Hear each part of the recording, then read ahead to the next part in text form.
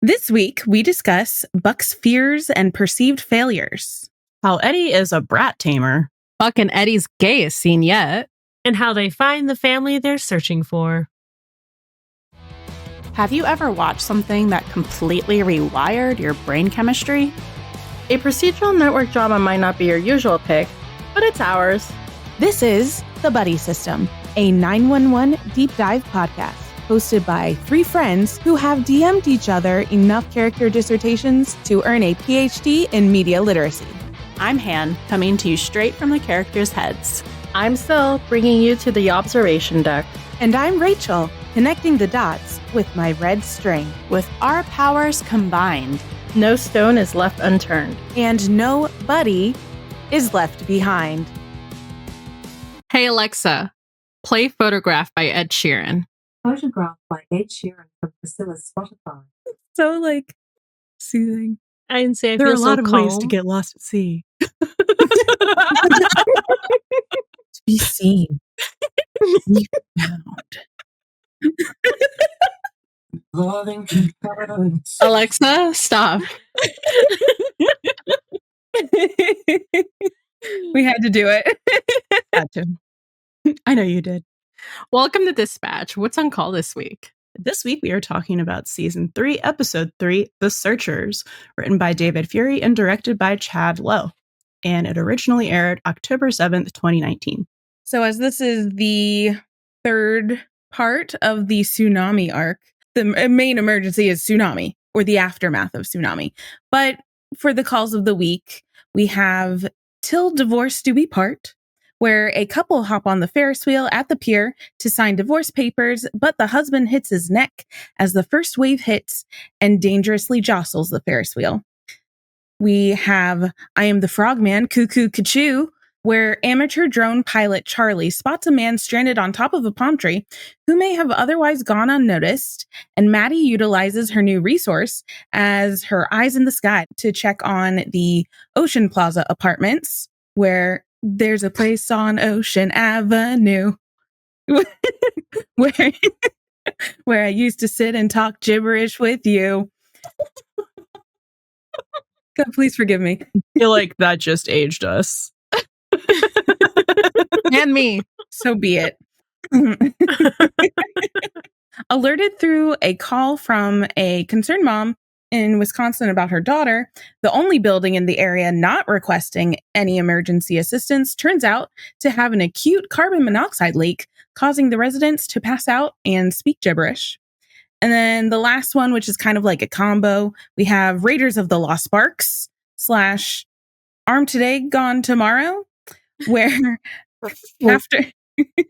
after Athena crosses paths with looters saving abandoned pets, she stumbles upon the missing captain of the 136, Ronnie Cooper, with his arm pinned beneath debris.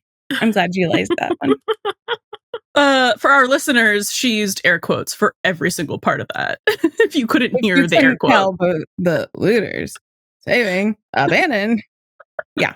And then just generally Buck's search for Christopher, which is what it says on the tin. So we have not only a special guest, our first guest, but our first returning guest. Welcome back to Meg. Hi. Thank you for having me again.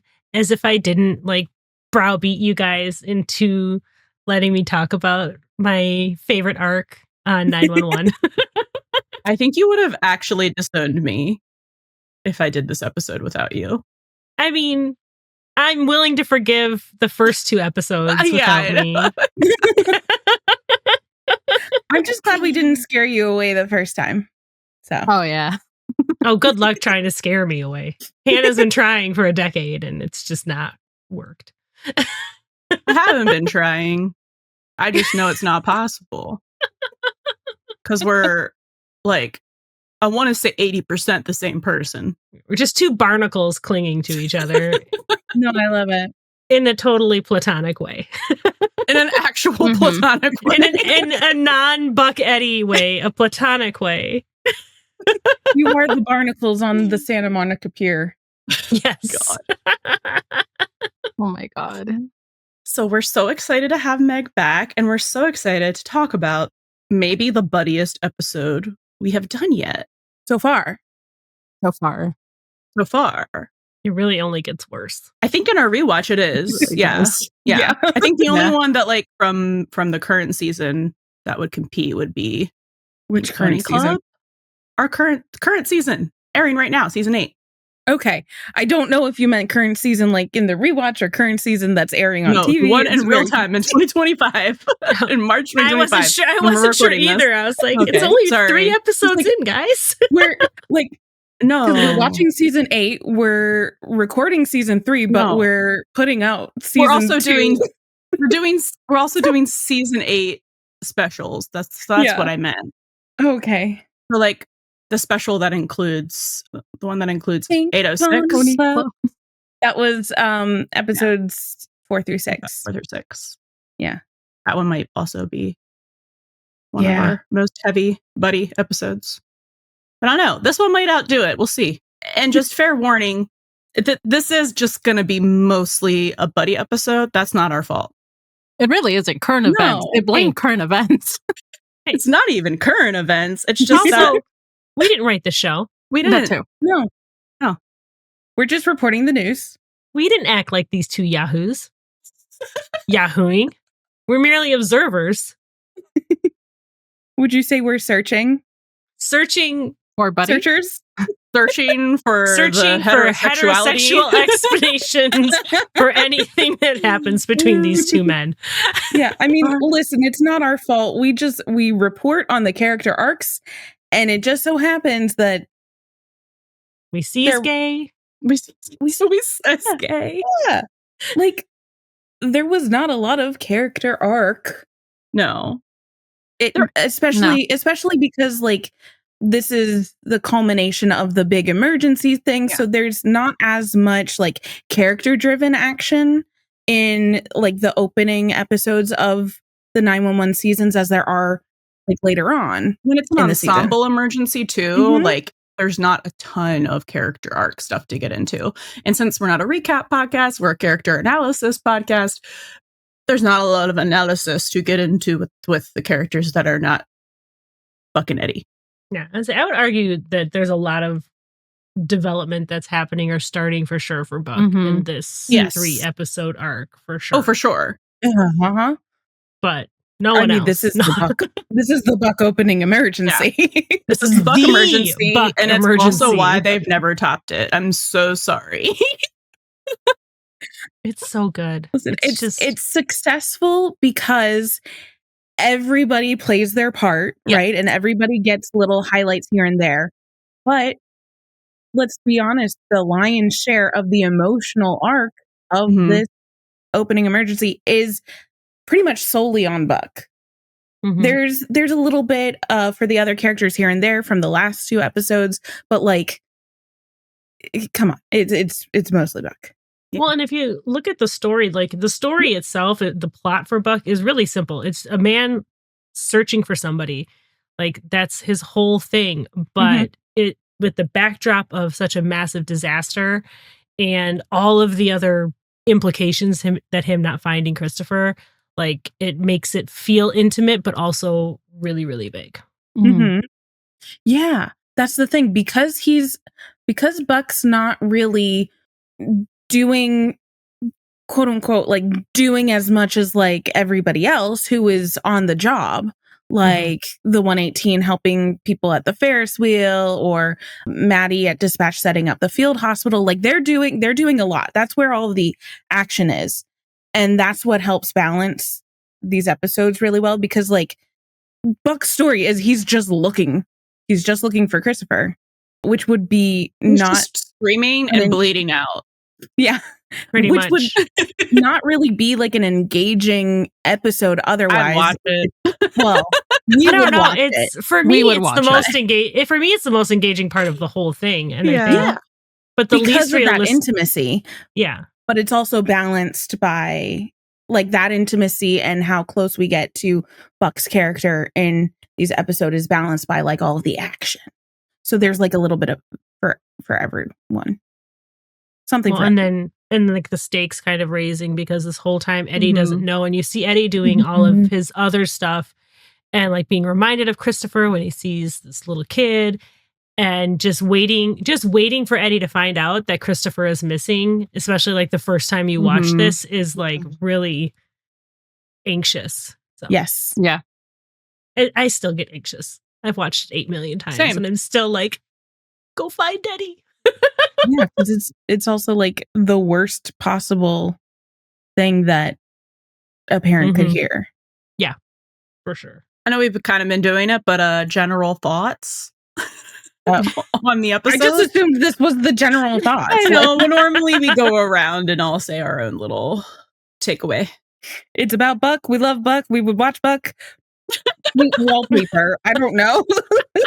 We would watch Buck watch paint dry and be intrigued and could like pull something out of that. Like, Watch that man bake. I'll watch that man fix houses. I'll watch that man Stare into search space. for his best friend's son. Watch that man subconsciously sabotage things. Mm. Watch him stare out the window while soft Ed Sheeran plays in the background and he has a monologue.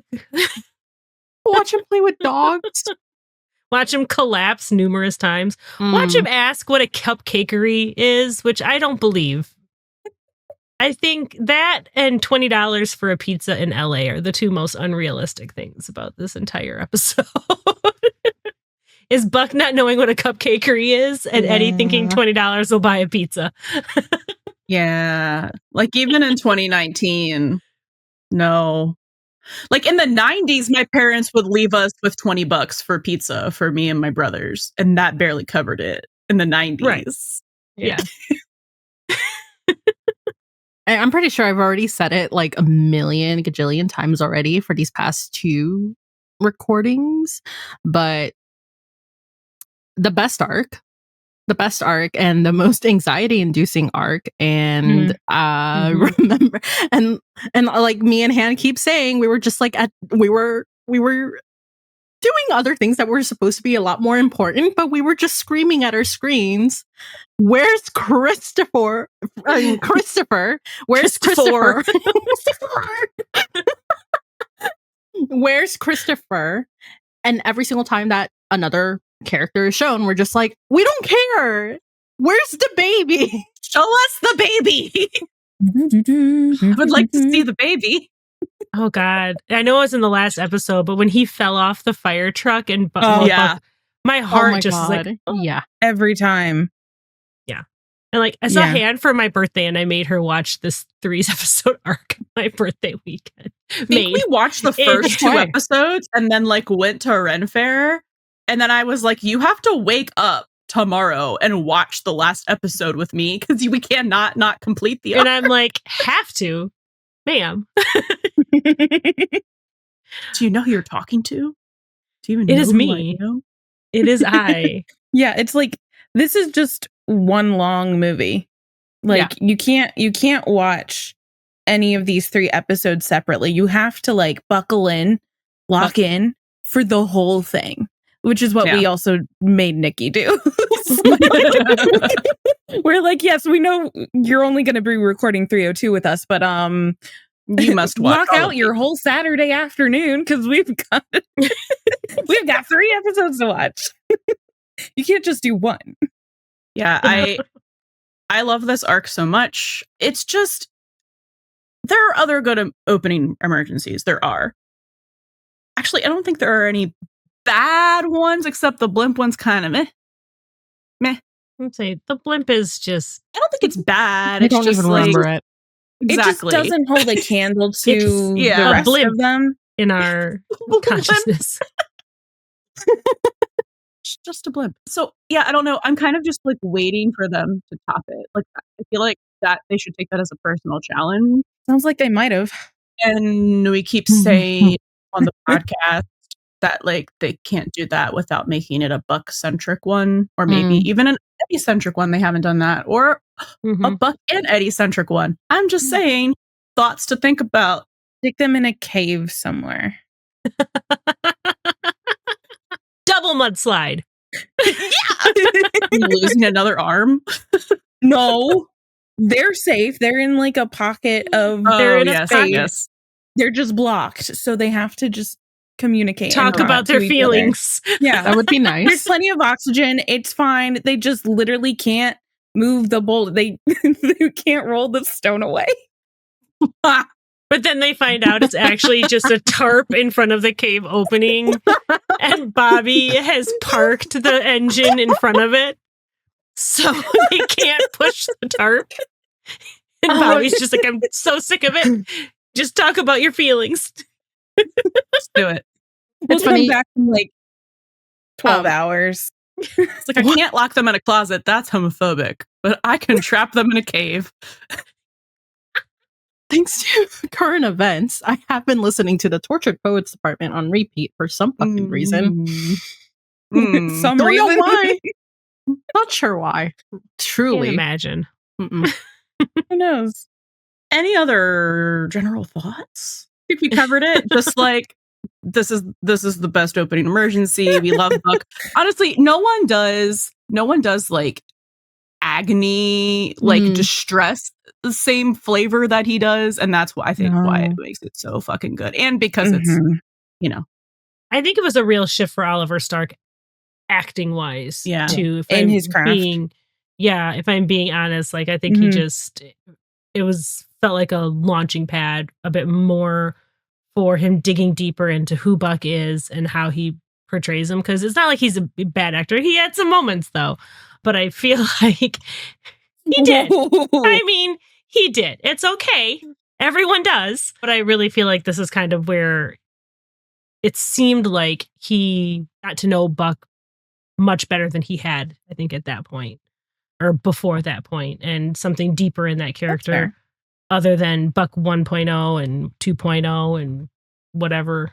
What software update is he currently on? I think we're at 4. Are we at 4? I don't know. I feel like we're reverting back to some middle patch soon here. But so I rewatched his Instagram live he did of where he watched the Searchers on Instagram Live, and he was talking a lot about like the production of it, which is cool. But then he also kept commenting like on his own acting, and like most of it was him being like, "Yeah, I just wasn't happy with like he's like I'm fine watching it," but he was like while I was doing it, like I kept thinking like I wasn't doing good enough.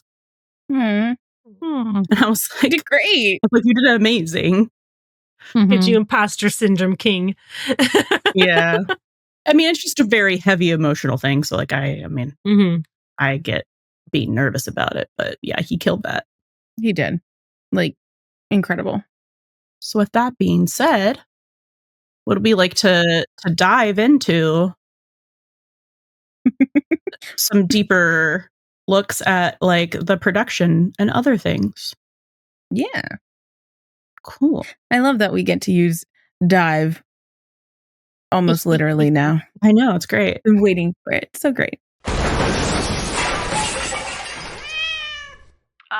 We're gonna need the jaws of life over here. All right. So there was an article from, I think this was from, it came out during an earlier episode, but it was an interview with Oliver Stark where he was breaking down Buck's mind-blowing rescue mission and shares emotional stories from the tsunamis.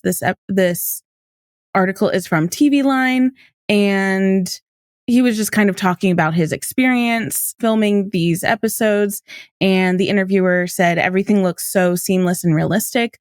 What aren't we seeing in all of this? And Oliver said, it's a little mind blowing. We went down to Mexico to make it happen. We had these huge water tanks. So we had the whole crew with us in the water. Everybody was in wetsuits and everybody was going through it together. There was a real sense of camaraderie. And I get a little emotional when I think about making it. I feel so lucky to have been allowed to be part of it. So I think there is like a real sense of gratitude that he was able to be part of this production, but also it seems like really get into kind of what Meg was talking about earlier, like more depth within Buck, but also seemingly with his acting as well. And then the interviewer asks, this tsunami comes at an interesting time for Buck as he's trying to find his place in the world again. What does that mean for you? And Oliver said, it's a gift as an actor to play a part that starts off so far on one side of the spectrum and becomes this whole other thing. But you still believe he's the same person. People are multi-layered. They have many different facets to them. So to get to play a part like that is exactly what you want. I feel like there aren't many young male characters on TV that get to be cool and the hero, then get to cry and be really vulnerable in the next scene. That's an important thing for me to get to show.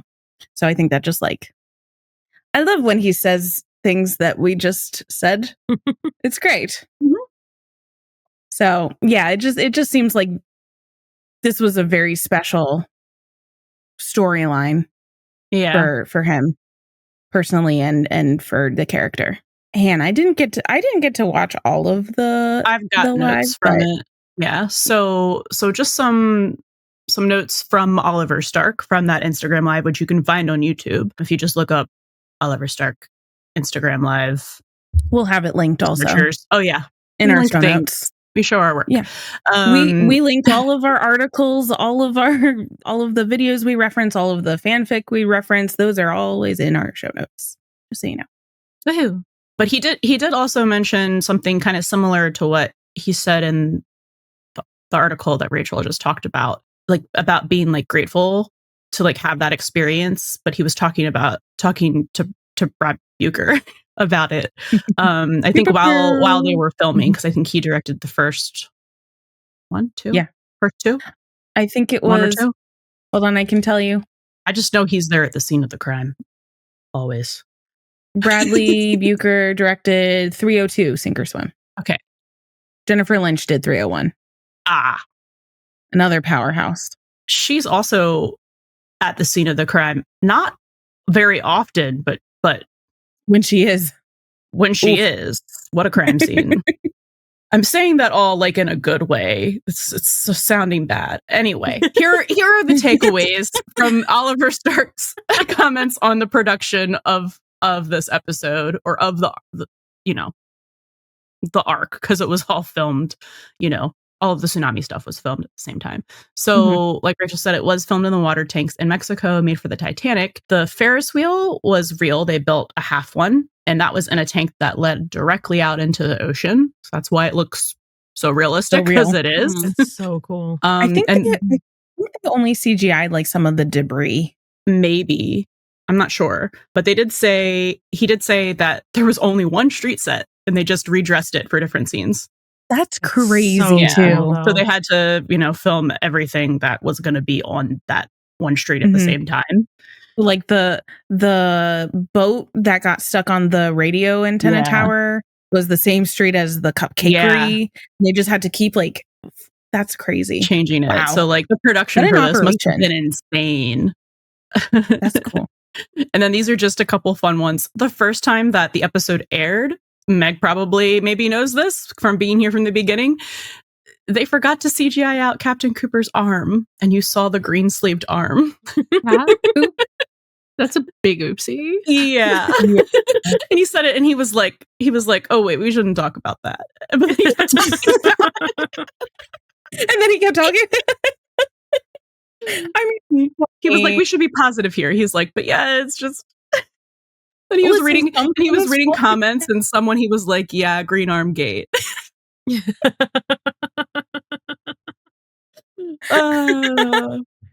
And then he said that he recorded the ending voiceover on his phone in his closet.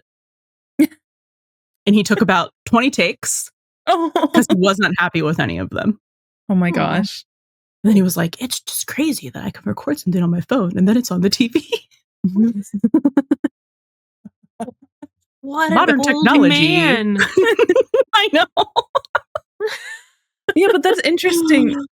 So I wonder why they didn't have him go into like an ADR booth, because they usually do. He said that they were just like too busy and there was no time to do that. Yeah, so easy to clean up audio. That's just, if you go into your closet, it is a good place to absorb a lot of other sound. Yeah, good built-in soundproofing for the most part, if you have a full closet. Then we have art imitating life again. which I feel like we should come up with a title for these very short segments, which is just Tim stealing people's real life. Stealing people's lives.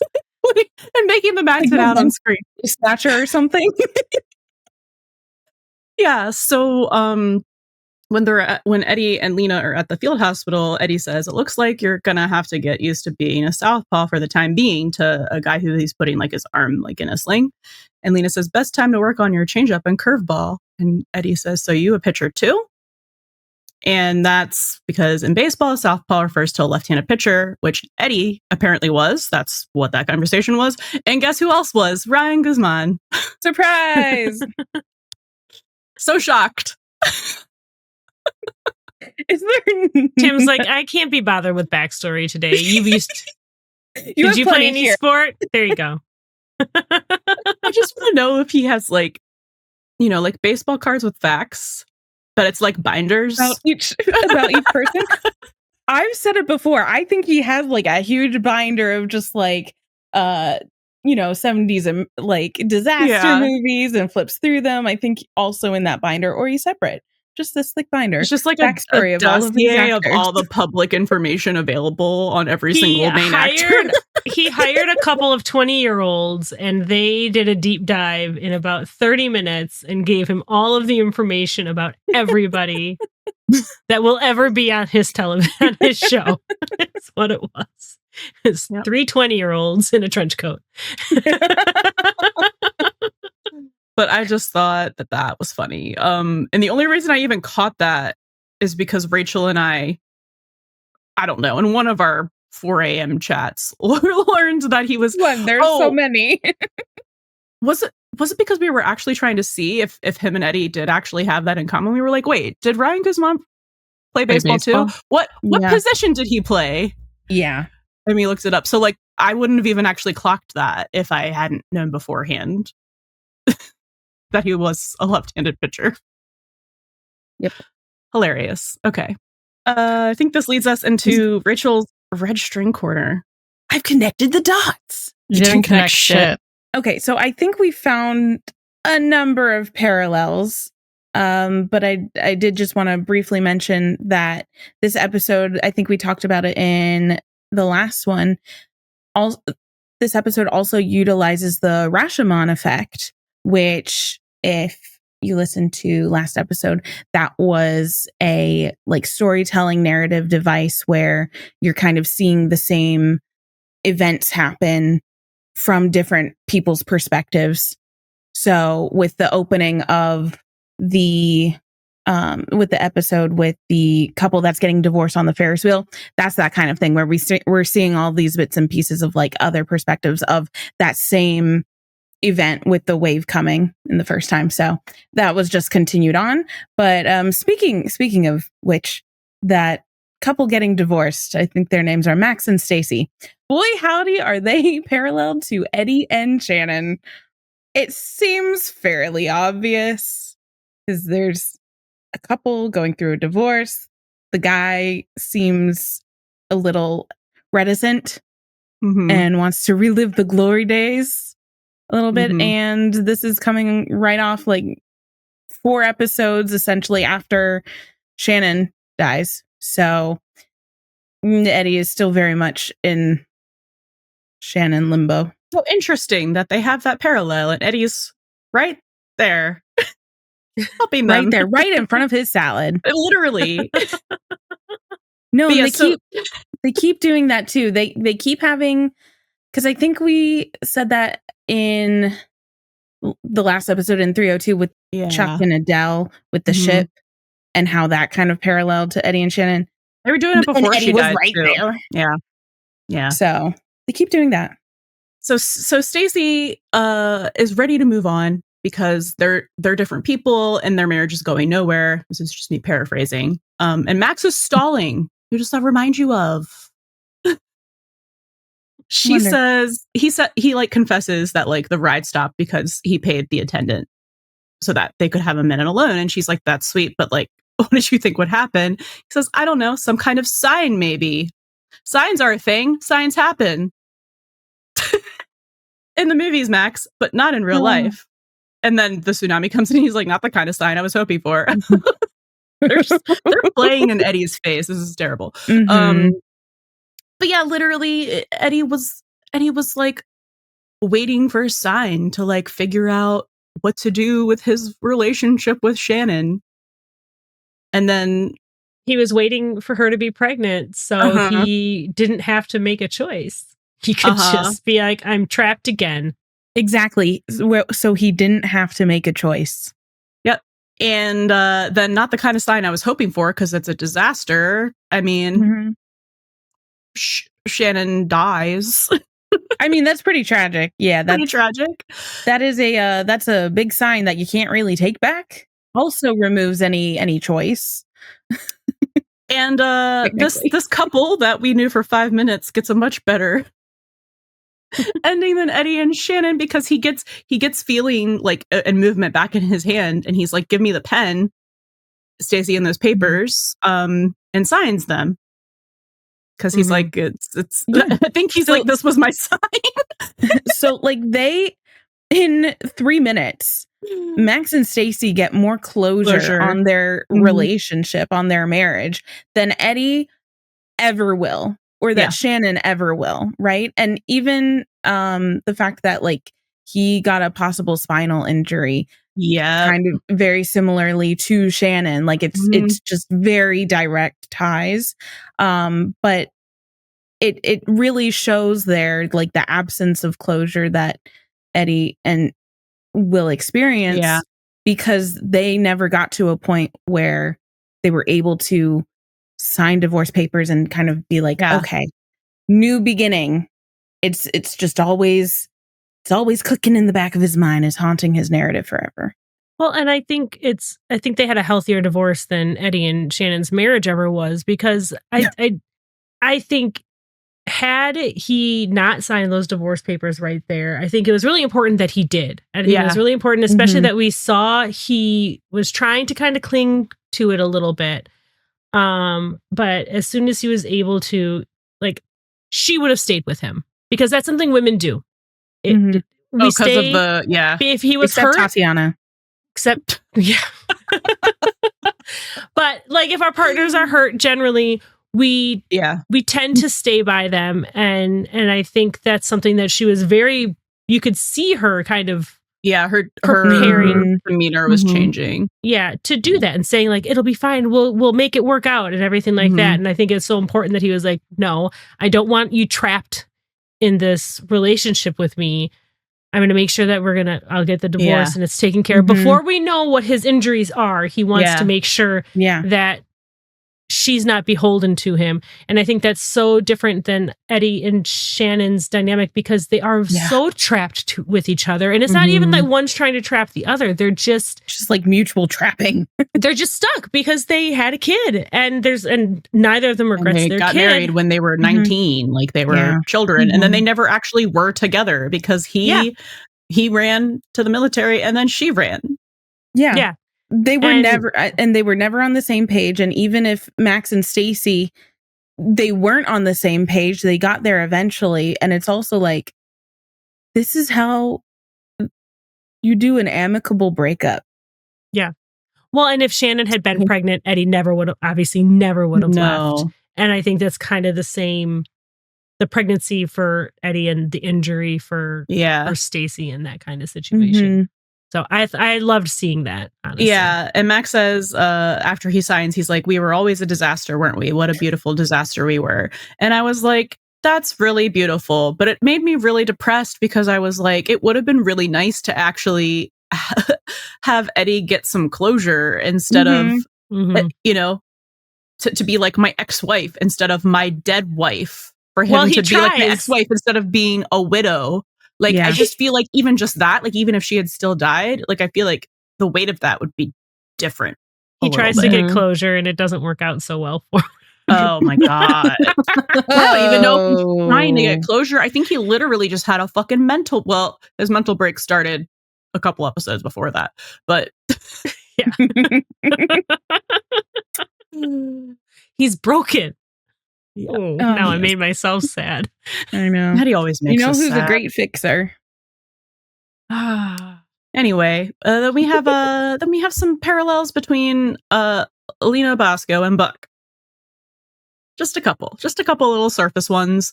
So she's being reckless and pushing through injury to help people and to try and find her captain. Oh wow, who does that sound like? Sound familiar? Like Bobby benches her, and she's like trying to argue. Yeah. She's trying to argue, and he's like, "No, you've broken ribs. Like that's dangerous. You literally like you're off the field." And who does that remind you of? Anyone? Bueller. And then later at the field hospital, when they get there, like Lena grabs the list of survivors like out of the relief workers' hands, and then she says to Eddie, like, Coop's not just my captain, okay? He believed in me and he made me who I am. Literally. It sounds like a very special relationship like Buck has with Bobby. Exactly. And then we have Eddie saying to Lena, first we get you fixed up, then you can spiral out. He's just so nonplussed with her because he's like, I already have one of these. I know exactly what to do. He knows how to deal with spiraling. Yeah. And in that conversation, and I'll say it here because slow burn's gonna be chock full of other stuff, right? So so when she's kind of like fighting back to him and she's like, I'm rearing, I'm all fixed up, I'm rearing to get back out there, and he's like, man, you're stubborn. And she said, you can try to stop me if you want to feel what 2 broken ribs feel like. And just like the cadence and the phrasing of like the you want to try to stop me, it just made me kind of think of you want to go for the title. Like it was that kind of like want to fight. Yeah, like you want to fight, but like also I know you're not gonna take the bait for it, but it was very similar in tone and delivery, I think. I don't think similar in intention. But no.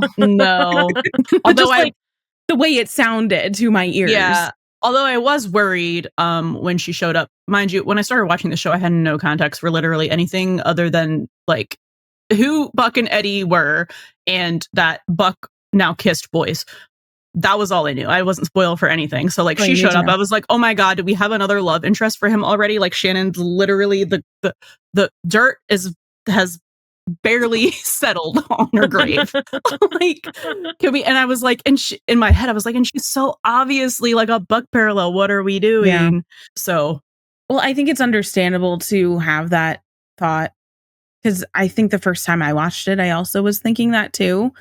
Meg, do you remember what like the streets were saying?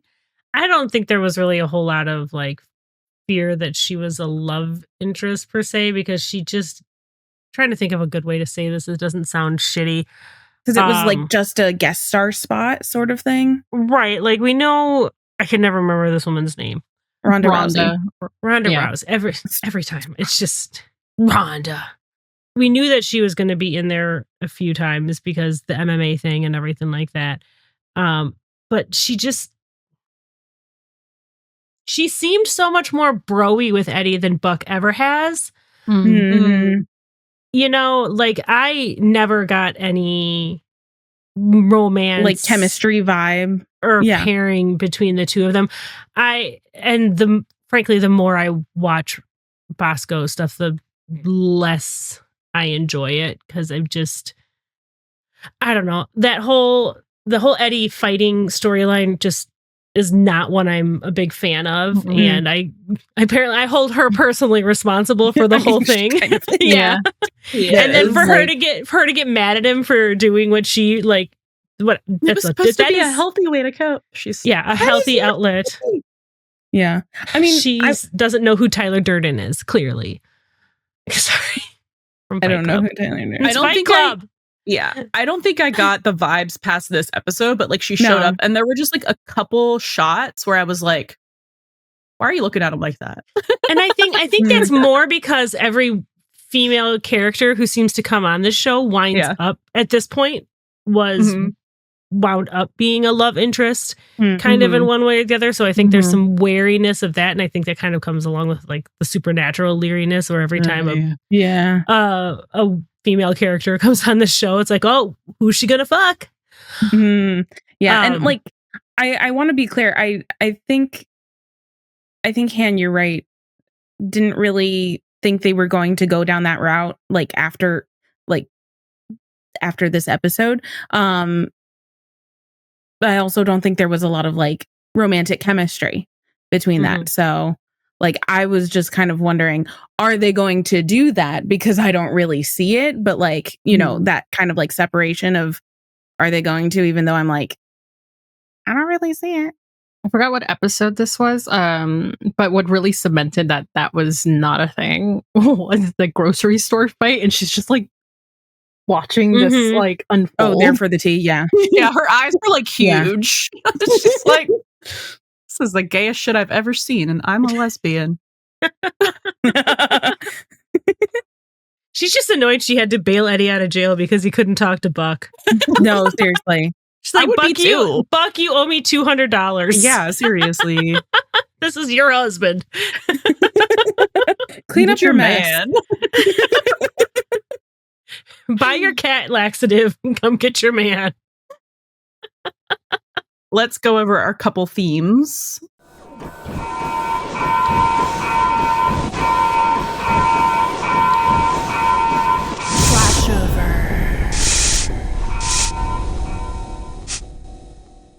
Obviously, this episode is the searchers. So searching is a big theme, obviously. And I kind of thought it was split up into a couple like sub themes.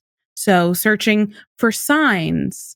So like that could be signs of life, because that is pretty much what everyone like all of the first responders are doing. They're looking, Buck is looking for Christopher. Maddie is looking for signs of life from the Ocean Plaza apartments. Yeah, like Lena was looking for Coop. So looking for signs of life, but also kind of like what we were just talking about with the divorced couple, signs from the universe. And especially with the tsunami, it's like a very kind of act of God sort of situation.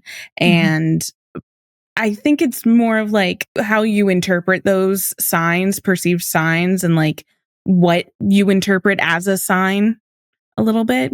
I mean, it's mostly just like stated in the beginning with Max and Stacy on the Ferris wheel, where he was looking for a sign, and then it turned out to be like, oh, that's not the sign I was looking for. But like, are you still interpreting it as such, like a good or a bad sign? And then searching for home.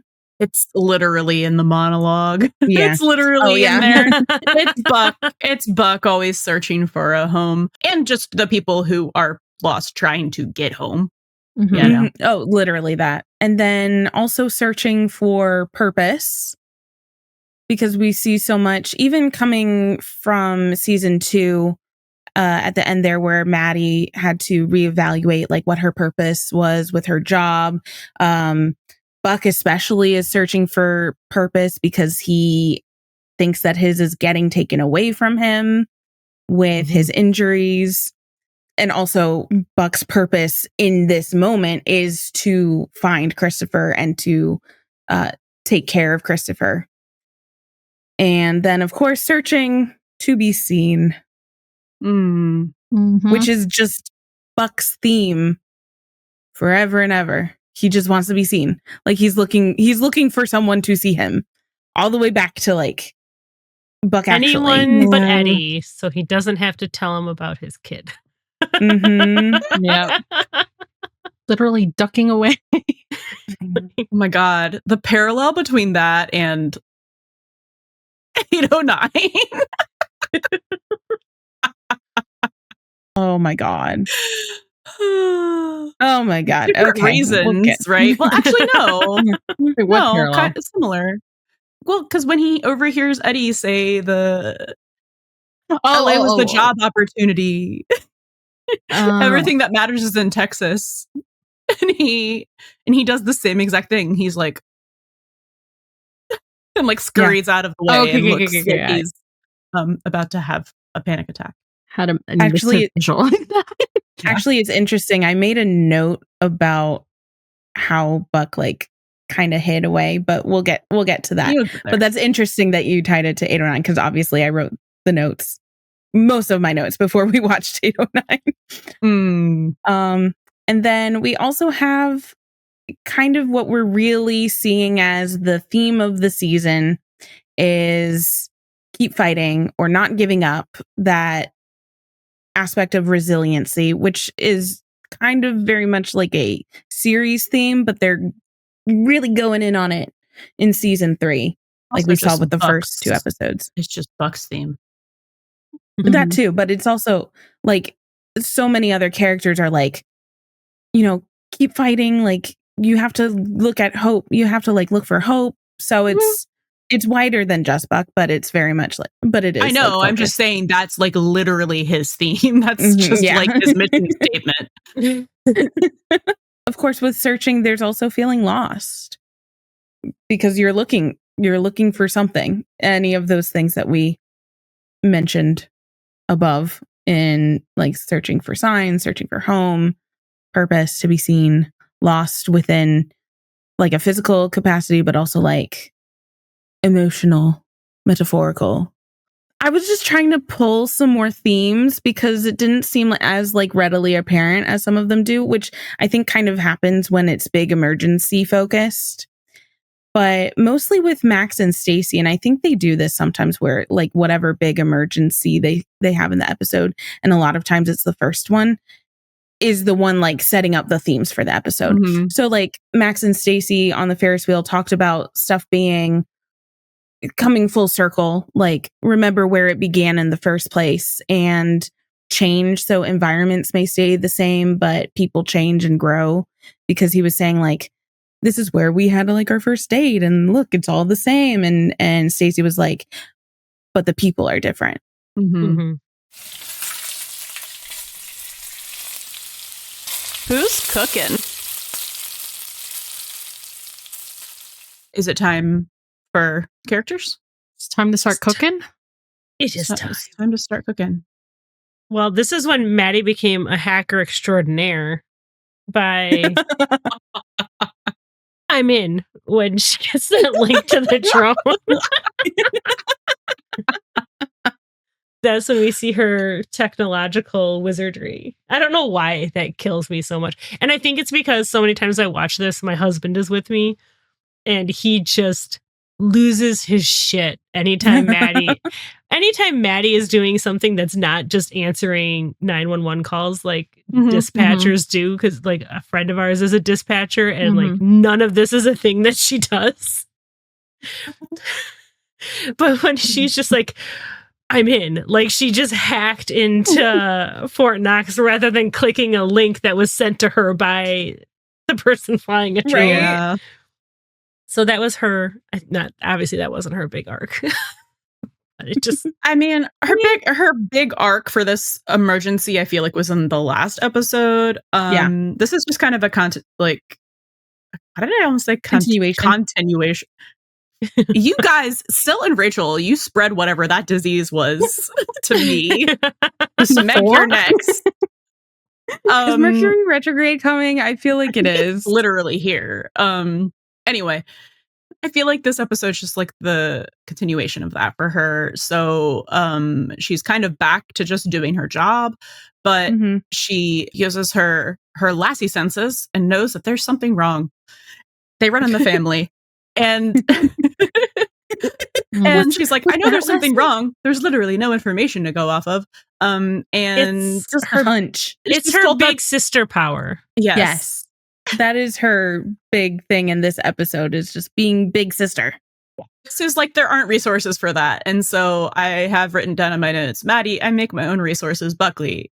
Because someone calls her with an emergency, and instead of handling that emergency, she's like, you have a drone? Bet. Well, I think she handles it by like alerting the people who need to be alerted. I know. But no, it's so funny. I'm going to have you take your drone, you young child, and potentially see something horrific and traumatizing with your drone so I can prove my boss wrong. She was just in a tsunami, so what's some more? It's true. She is looking at like potentially dead people in trees. I'm calling him the Frogman. Like, he would have been missed otherwise. And let it not be said that Maddie is not resourceful, right? Maddie utilizes everything at her, like within her disposal. And outside of her disposal. I said within and outside of her disposal. Yes, exactly. And I also think it's really interesting because we talked a lot about, I think in season 2 with like going with your gut instincts and stuff, and how that's such a, again, important resource to use. So it's interesting to me that when she raises these concerns to Sue, and Sue responds with saying, "You're telling me that the only building in the LA area that is not asking for help needs help, but we don't have any proof of this." And I'm just like, well, you just kind of heard it. Like, listen to what you're saying, because, the only place that's not asking for help, that seems like a giant, like, red flag, neon sign anomaly. Like, maybe we should look into that. I understand, like, the, like, not having the resources available thing, but also kind of like, if something's that glaringly, like, not wrong when everything else is wrong, like, maybe you should look into it. No nuisance calls, like none of that coming from at least a 10-story building. That is that itself is concerning. Maddie is absolutely correct to stick to her gut and utilize what's at her disposal. It's very impressive. That's a good thing she did. And then we see her on the phone with Buck later in the episode, and she's distressed, as she should be. Yeah. She's like, "You need medical care." And he's like, "No, I need to just keep looking for Chris until I bleed out."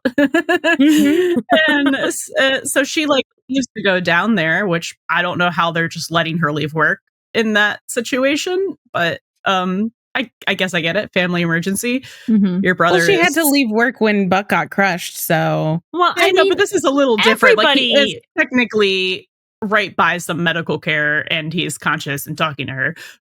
And she's not the only dispatcher who's having family issues going on. I'm sure. Like, it was a tsunami that affected probably most of them. I just want to know how pissed she was when she got there and like he was unconscious and getting some blood transfusions because Christopher's fine. Christopher's completely fine. Like, no one thought to call me. No, it's cool. No, nobody knew that you were going to be there. You know. Oh my God. Then I think the last time we see her is with, what is the girl's name? Charlie. We see her with Charlie, and which is Maddie is the biggest crossing the line person with like following up with people. Yeah, going beyond the glass doors. Like, I feel like also. Well, yeah, but she wasn't around long enough to continue to do it.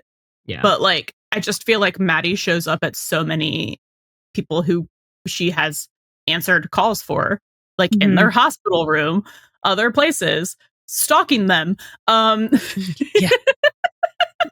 She gets really invested. Yeah, I think so much of what we learn about Maddie is like she needs to really have that connection with people in order to feel fulfilled.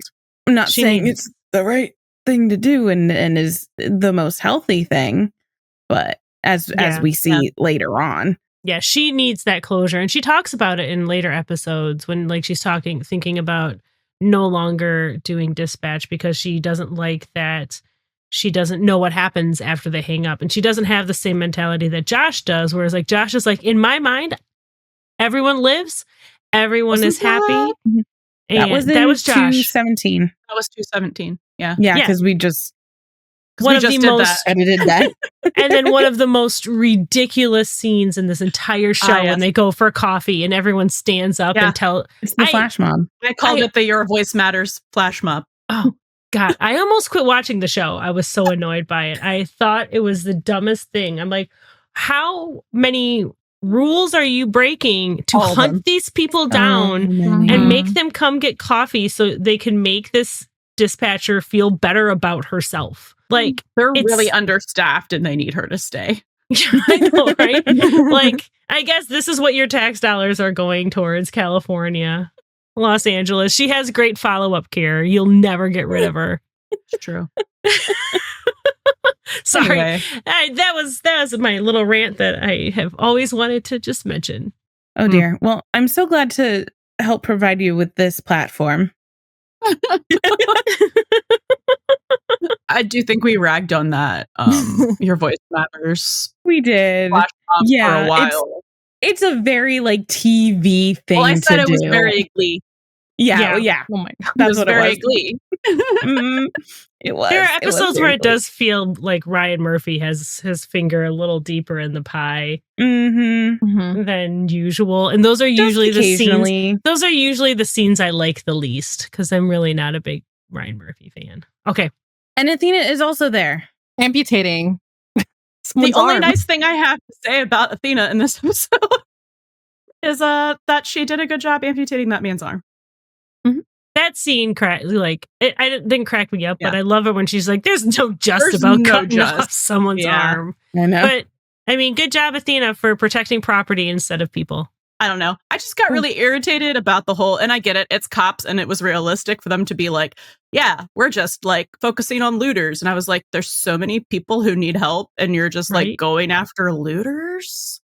And then the people, like the group that has Christopher comes up to her, and they're like, and she's like, we're doing all we can. And I'm like, all right.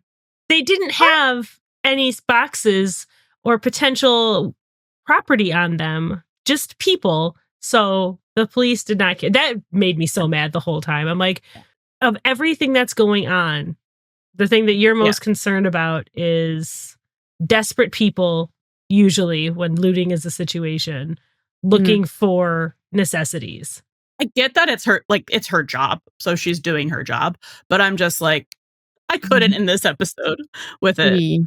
For some reason. It was because focusing on the looters and then pulling the gun on the people who were trying to rescue the pets, which also, like, why were you rescuing the pets from like the wealthy homes, which it looked like people were just like, the street looked fine. Right. Except I know. the debris that Cooper was trapped in.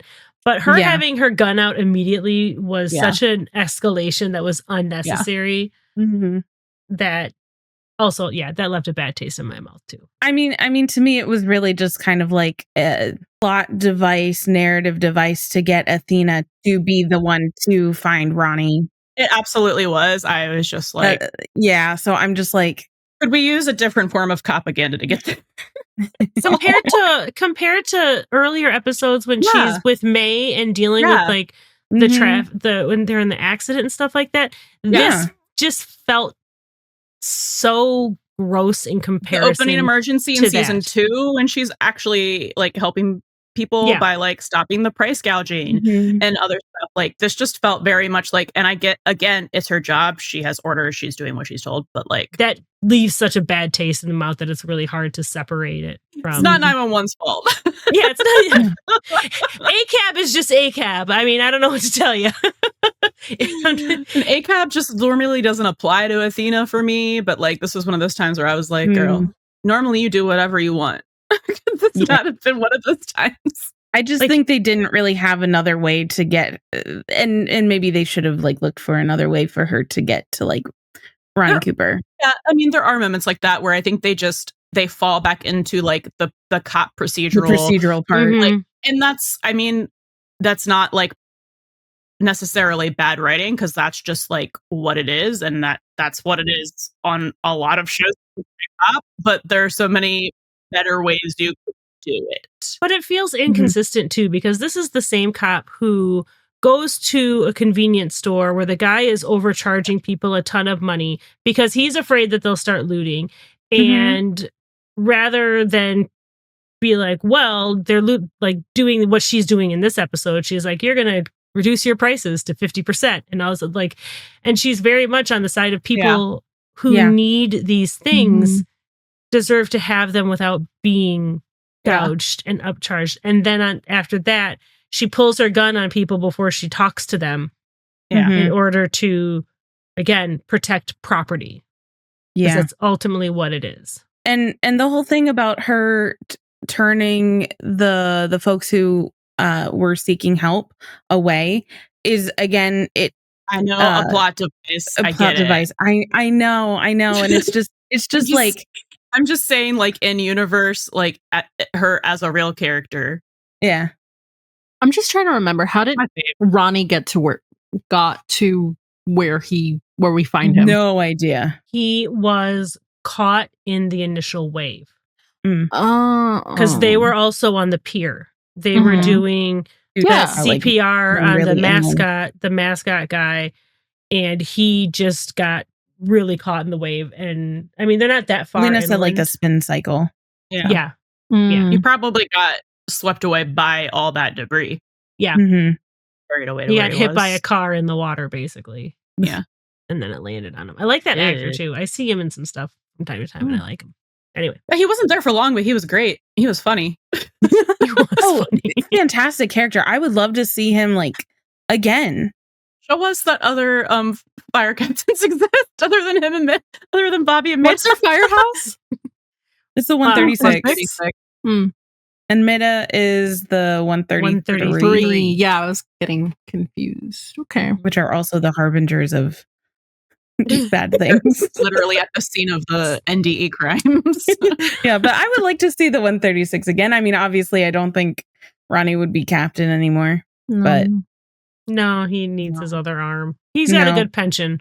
yeah, but that is that was obviously a parallel to Buck getting crushed. Yeah. And how much worse it could have been. Because then, like, he wouldn't have realistically how it would have been. because then Buck wouldn't have had like any hope of like getting back to firefighting, and Buck never would have tourniqueted his leg. Not for a second. That man would have bled out before he did anything to potentially take his leg. Buck would never do like a 127 hours sort of deal. He would have held on for dear life. Yeah. He'd still be under that truck today. Does Athena do anything else in this episode? No, she's just at the end montage. Oh yeah, Where good to everyone- see her and calling May over and being Yeah. like, "Come and join us." Okay. Mm-hmm. Which is good momming to make sure that your daughter, who just went through all of The that, horrors, isn't like dissociating into her phone, Yeah. doom scrolling, and comes over and hangs out. which is nice. Yeah. Honestly, I thought she was like writing her essay. She might have been. Yeah. Okay, and then we just have the rest of the 118, minus Eddie and Buck, obviously.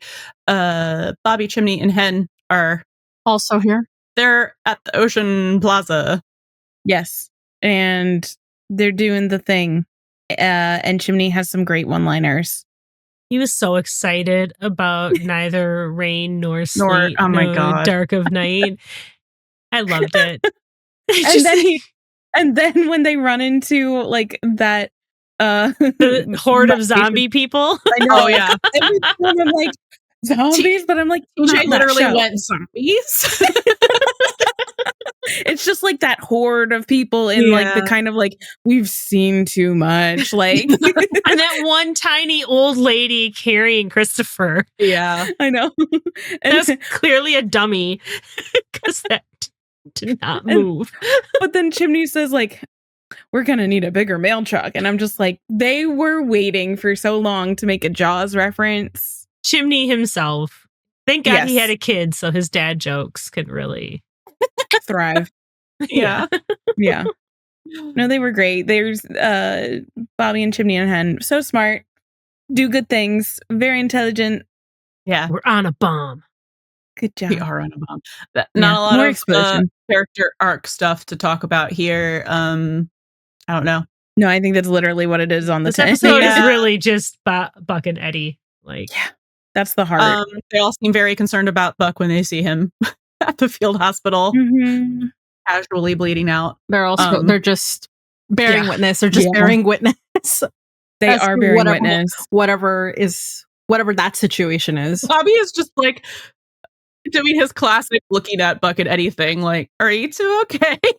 did you guys see the bandage on Buck from all that blood was this big? Huh. Because it was Mhm. just a tiny cut that he just kept bleeding out from. Yeah. Yeah. Our poor tired baby. Yeah. No, interesting though that like all of them are standing there watching on, which is very similar to 809 10 or No, no, 9. 809. Nine. Yeah. Hmm. Oh god. So interesting. which obviously we will be far past by the time this comes out, but like it's right there on like It just happened for us, okay? and we're still recovering. Just last week. But yeah, This is a note to the future us. Good luck. They're all very concerned. I'm sure that this is not instilling any further confidence in Bobby to let Buck back to work. Oh, absolutely Because not. he looks The man is exhausted. He's exhausted, and he's that relief flooding his body, and I feel like all the endorphins like flooding his mind. Like he Just looks left, yeah. out high, like All that adrenaline just Crashed. gone. Mm-hmm. Like he just I couldn't imagine falls over. like him being in a panic for this whole time. Like he did more, not like in this episode, but in this thing. Buck himself worked harder than anybody else at the 118 during this whole thing. And that's not even to shade the 118, but he was saving people. He was he was doing so much, and all of it, especially after he lost Christopher, just running on adrenaline. And yeah, I couldn't imagine that terror that he felt for the whole time. And then the just absolute, it's like his strings got cut once he saw that Christopher was safe. And like, oh look, my will to live is back. Pretty much. Like, That's a different will. He couldn't wait 3 more minutes before telling Eddie, so Christopher would be okay. He had to watch Eddie's entire world collapse in those 30 seconds. Shall we talk about Eddie? Can we be about Eddie? We'll talk about Eddie. We're always about Eddie. Anyway, Eddie in this episode, season 3, episode 3. We're just always about Eddie. He says so many funny things in this episode.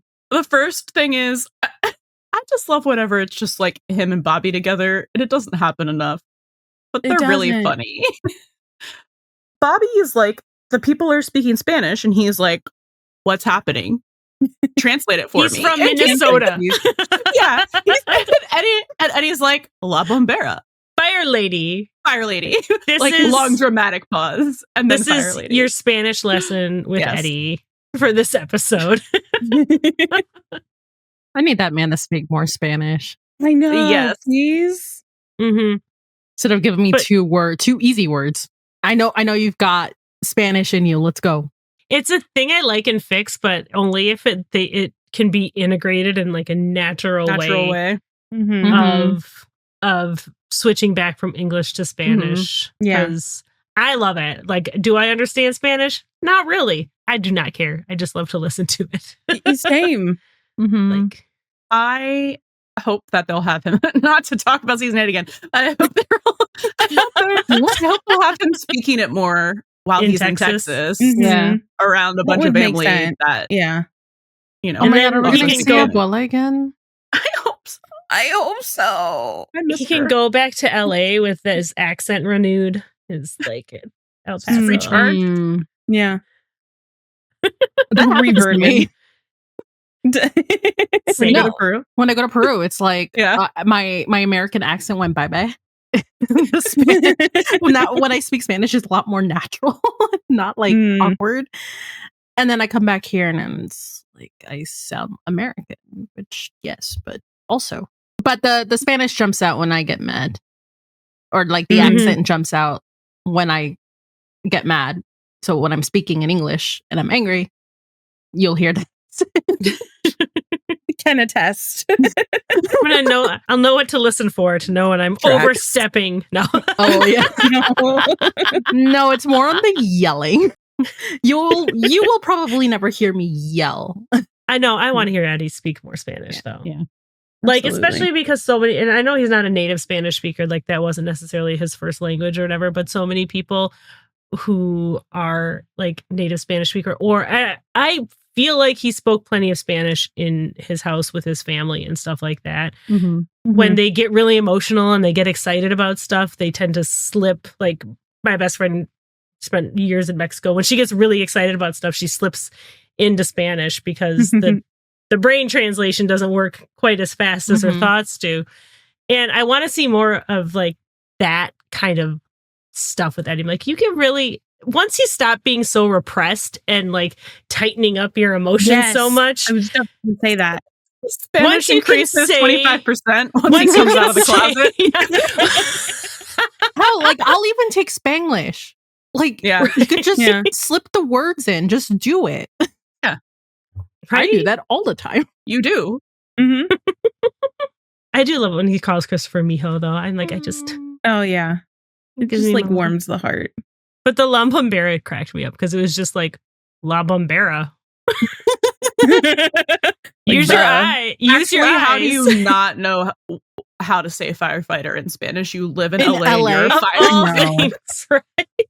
And then also look up at the person in a uniform hollering at you. Eddie's the funniest person alive, actually.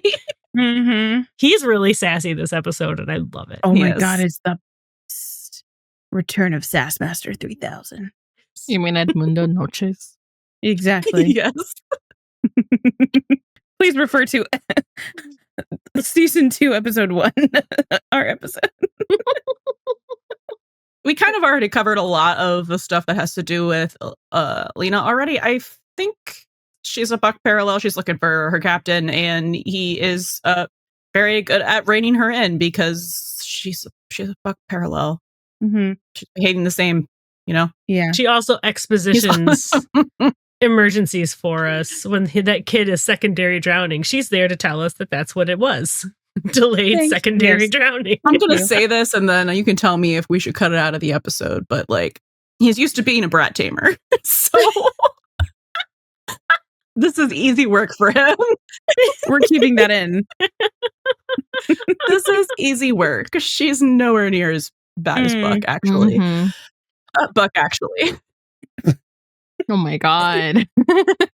She's nowhere near as bad as Buck. And then there's Clipboard Buck, which is a whole Yeah. Different Other level. animal. different level. But it is interesting to see, since Buck is out of commission, technically, we haven't really seen Eddie work with anybody else outside of the core 4. Mm-hmm. So I like that they kind of partnered him up with Lena. So you see like a different dynamic. But it's also interesting because it's like, it's not that different because she is a parallel to Buck. So, Yeah. I think it's just one of those instances where it's also like a little bit of, yeah, you see what you're doing is kind of like normal over here compared with like what you usually are doing with Buck, and not normal. They're not normal at all. No. Like, so they're Even if she's you compare there their first day parallel- of knowing each other. I know. Well, no, it's interesting too because like again, right off the bat, she was very like a little combative with Yeah. him. She's like kind of similar to how Buck was, not threatened in the same way that Buck was, but she was like, "No, I'm fine. Like, stop. Like, go away. I don't need you." Which is essentially like But Buck was like, "What is he doing here?" You know? Mhm. Mhm. I don't need you either. Oh, that makes me so sad Wow. every time I Ugh. hear. Like, it just. We're not talking about that. We'll talk about that later. We can talk about that tomorrow. Yeah. Okay. Well, I can't, but you guys have fun. We'll talk about that with you anyways. Don't worry. Yeah, right. Yeah, so it's just like an interesting, it set up like a different dynamic that is kind of similar on some aspects and some levels, but it's also like this is drastically different. Like they're giving us a mirror and a parallel, but it's also like there's difference here because normal, not normal. Mhm. And if this was something that if we knew that this was intended, and we know that it wasn't intended quite yet for Buck and Eddie to ever be a thing, it feels like, and recently anytime we see them work with someone else, it feels like it's meant to highlight the difference between Mhm. Yes, their thank you. relationship with each other versus their, not even just like Jim and Hens, like not even between like other people who are friends with each other, but just their dynamics Yeah. with Mhm. other firefighters, working dynamics. We see Buck and Ravi, and I Yes. want to see so much more of that. Yes, I and think I we're think we about will. I think we will too, and I'm excited, sad for it. Mm.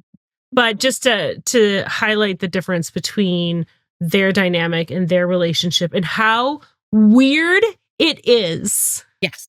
Compared to their relationships with anybody else. And like I said, I don't think that's what they're doing in this episode. I don't think they're doing that for a while, if they are really at all. Intentionally, but it's intentionally. I don't know when they're know definitely how early- doing something when like Lucy shows up. Like I know Yes. she's very much like a Buck parallel to himself, but it's also a Mhm. little bit like Mhm. an Eddie parallel. But Yeah. early In that way. season 3, I don't think that they were there yet. Season 4 is when I feel like they really started toying with the idea of Buck and Eddie. We'll As a find couple. out once Buddie goes canon, because once Buck came out, Tim was like, I've been doing this on purpose as early as season 2. And Buck and Oliver was like, I didn't care. I was gonna play him as bisexual anyway. And the Like, like what- one episode we get No. that, He's he just was gonna just be- the same. He's just gonna I be in know. the, like, how would you do that, Oliver? Just It was just staring longingly Just at Eddie, which he already did. yeah. No, but I love how he answered that question that one time. I was like, yeah, I didn't get that far. I don't know, but I don't know how I was going to do it. I just knew that I was going to do it. Just making out with dudes in the background randomly. Like, Oliver. Checking out dudes, yeah. Like it sounds like it was something that would come to him in the moment, you know? He had a bisexual agenda and he was going to make it happen. Mm-hmm. Mm-hmm. Love that. Anyway, Eddie, Jesus. I blame episodes 9 and 10 for this because I Yeah. literally can't stop circling back to it. So anyway, then we get Eddie thinking about Chris because of like a kid on one of the, I want to say call. they're on one call. Yeah. And so he wants to call and talk to Chris and let him know that he's okay because as he tells Lena, like his mom just died. Not my Mhm. wife just died. His mom just Mhm. died. Interesting. His mom just died recently and I don't want him to worry. Mm-hmm. Mhm. Mm-hmm. I also thought that was interesting because I kind of compared that to in season 2, I guess it was like 202, when they're in the truck on the way to the crumbling hotel. Yeah. Mm-hmm. And Eddie pulls out his phone and Buck's like, who are you trying to contact? And Eddie's like, my son. His mom's not in the picture.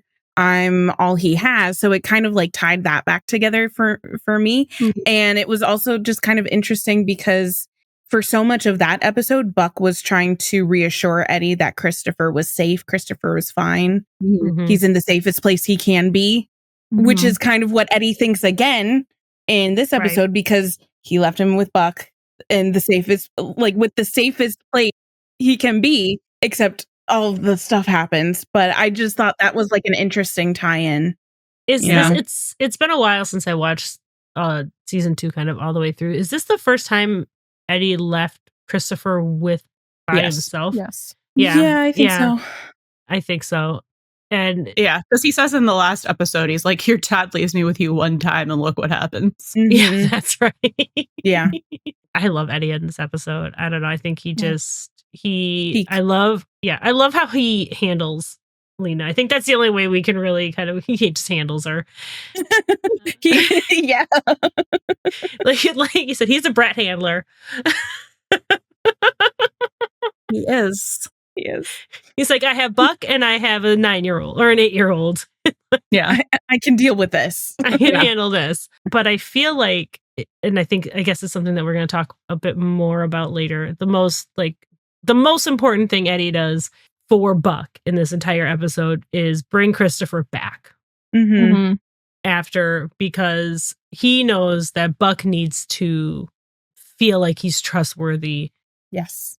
and that so Buck knows that Eddie doesn't blame Buck Mhm. Mhm. for what happened to Christopher and that Christopher doesn't blame Buck, because I think without that, I think Buck would have had a really hard time trying to claw out of that hole Yeah. and that second guess, because we see Buck feels like he failed Christopher. He Mhm. doesn't see him running down the pier carrying Christopher. He doesn't see him Mhm. throwing Christopher to protect him from the worst force of the waves and all of the other stuff he did. All he can see is that moment, the one moment he turned his back.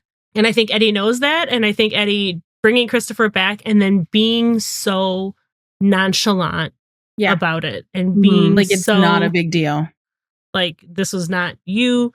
And again, these two have known each other less than a year, I think, at this point in time. And he's like, there's nobody I trust with my son more than you. Less than a year after knowing this man. Meanwhile, you've got family. You've got your grandmother and your aunt like down the street. He's no Carla, and he's half an abuela. I know. Well, he knows Buck, so that's why he did it. Because he knows Buck and knows like probably how Buck is thinking. But I also think he probably was like, how would I be feeling in that situation? Like if this had happened on my watch and I lost my kid. Right. But I also think Eddie is kinder to Buck than Eddie would be to himself. Well, duh. For sure. And that's reciprocal, though. Buck is kinder to Eddie than Buck ever is to himself, especially when it comes to Christopher. They need each other. But they need therapy. But yeah, also they need couples therapy. Oh my God. I love when we have Meg on. So he calls Buck and leaves a voicemail. He's still not worried, even though I feel like this is like, he's tried to reach Buck a couple times now, I think, and hasn't heard anything since like the breakfast text he got. And he's still not worried because he's just like, he's with Buck. He's safe. And he's nowhere near this. And he keeps saying, which I feel like is the worst thing you could say. Not just on TV, but like in real life. It's just like you're tempting fate. But he's like, just glad you're missing it. I'm so glad they're nowhere near this. Like, and they'll never say that again. Like both Eddie and Maddie say that. He's not back to work right now. Like, you know, all that. Don't jinx it. Well, and I think part of him thought like Buck's not a parent. He's a single guy. Like this is potentially his first time watching a kid for a long period of time. I would not automatically assume that they would anyone would do something as active and involved and as tough as even just going to the pier and going to a fair with a little kid, because that's a lot. Like, and Buck is still recovering. Right, but Buck's also still recovering. So like Eddie, like I said, Eddie assumes they went to a movie. And that's why he assumes that Buck doesn't answer his phone. He thinks Buck is always extra. And he thinks it's hilarious that Christopher is going to come down from his sugar high and Buck's going to have to deal with that and stuff like that. So, yeah. If only. We get a bunch of just him being very competent at his job, and then we get to see some medic Eddie, some Maddie, if you will, which I'm very confused on. Is he a medic? Yes. Is he a paramedic? I feel like it's only when like the situation calls for it. Like that's when he uses his little. Like, have him do shit that's very paramedic. So like I'm confused. Is he a paramedic or a medic? I don't think he's a paramedic. He's an EMT. Okay. No. So he's an EMT and he's an army medic, and it's different training and licensing to be a paramedic versus an army medic. Army medic. Okay. Difference between being a paramedic and being an EMT. Right. They're all EMTs. There's extra training involved to be a paramedic. And I feel like it's mostly that Eddie just hasn't gotten around to filling out the paperwork to become a paramedic, because your army medic training should absolutely qualify you. Okay. He has like the knowledge and the skills, just not for sure. Yeah.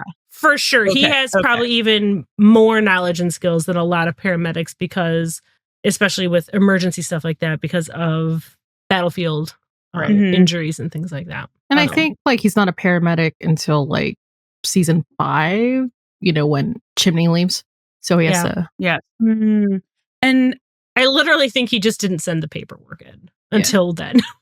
Well, I also think that him sending in paperwork to be a paramedic would also mean that he and Buck don't get to be partners.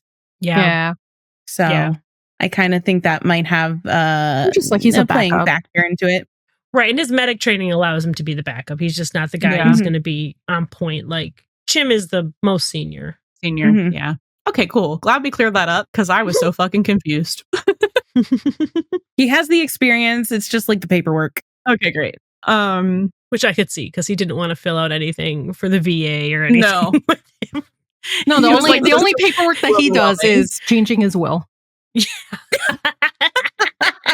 I mean, a legal document that he had to see a fucking lawyer for.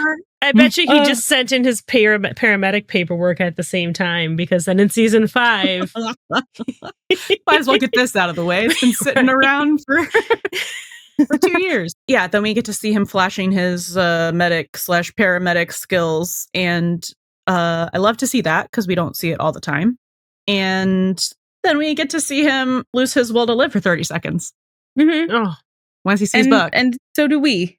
Mhm. Yeah. Great. Every time. Every time. I just why do you have his glasses?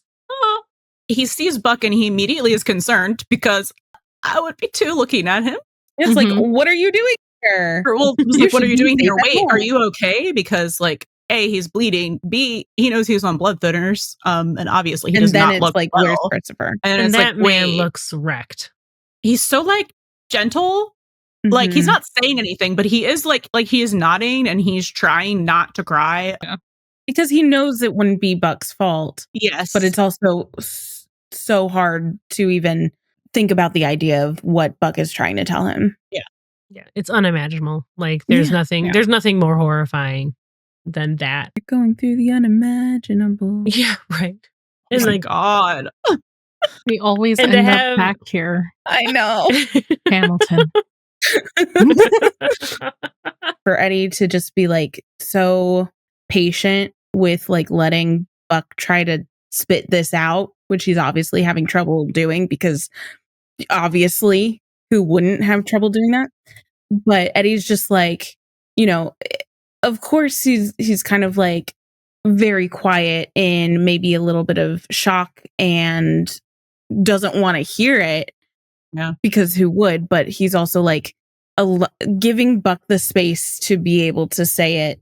And also, and I think that's twofold. I think that's to allow Buck to say it, but also to like give the benefit of the doubt in the space, because it's like Schrodinger's cat, where it's like, if Buck is stumbling to say it, it's not said yet, so it's not real yet. So Christopher is neither gone nor not gone, Mhm. So it's like trying to, I think, also like extend that moment while also never wanting it to like come to fruition in the first place. I think the only reason he doesn't stop Buck saying anything, because that was immediately one of the things I thought. I was like, why is he not trying to stop him? Because if he doesn't say it, it's not real. Mhm. Exactly. It's not real. It didn't happen. But he doesn't know what Buck's trying to tell him. He Yeah. doesn't know if Buck is trying to tell him that Christopher is dead Mhm. or if Christopher is missing. Yeah. Mhm. And I think that's the only thing that's stopping him, because as long as Buck doesn't say dead, there's still hope. And he's like Yeah, it's that Schrodinger's cat. Like, grasping for it. Yeah, exactly.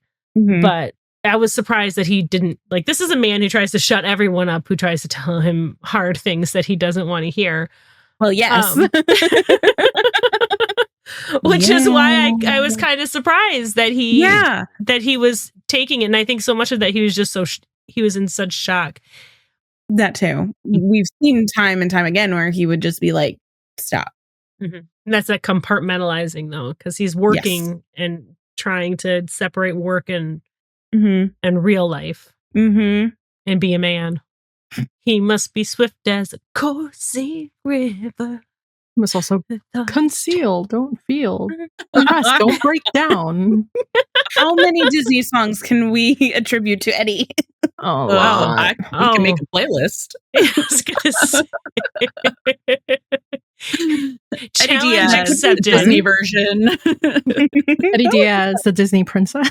Next 3 hours of this podcast is just us doing Eddie Disney songs. Mini It's like our own karaoke. So then, while Buck is trying to stammer out the worst news ever, Eddie's dissociating a little bit and looks over and sees Miraculously. Christopher, which, let me tell you, I did not notice this the first time I watched it. I did not notice Christopher being carried around. Me neither. Well, I don't think you're supposed to. I think it's No. just, And that's why they have it kind of like breadcrumbed for like visually. It's just like, oh, here's this lady with this giant child in You this see hoodie her that's like, several times, and I feel like that should have flagged something, but I was just so fucking stressed out. especially because Buck never sees her. Yeah. Everyone at the 118 sees her except for Buck. Yeah. Yep. And Buck is the only one running around screaming Christopher's name. Yeah. Yeah. Mm-hmm. And Christopher's looking for Buck. Yeah. Oh. He's worried about Buck. Yeah. So we then all? he, of course, runs over to Christopher and grabs him, and we get the whole, "Are you Buck? He was looking for Buck."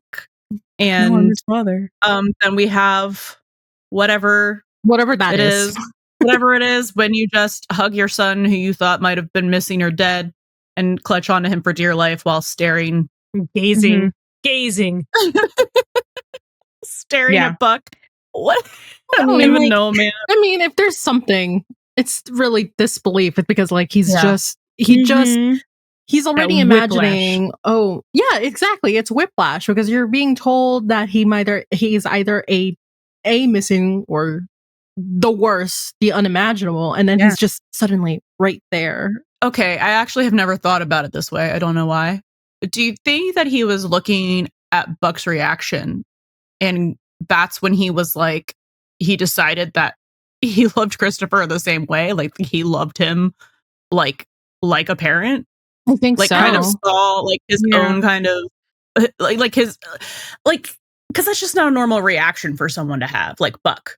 Like the Mhm. way I- he's reacting is not normal. I Mhm. don't know if it was so much like maybe initially when Buck starts to collapse, but I think Eddie, his initial thing is he hears that his kid who was in danger and who was lost and who knows his dad's a firefighter. He sees Yeah. what's going on. His dad is probably out there. Christopher is looking for Buck.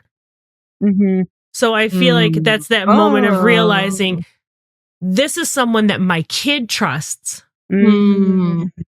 Okay. And that my kid feels like they'll be safe with.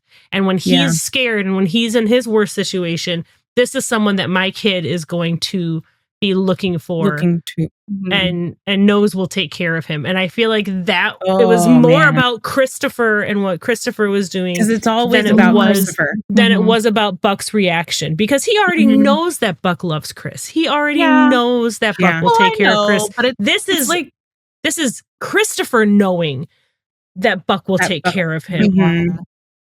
And that is so much bigger. Sorry.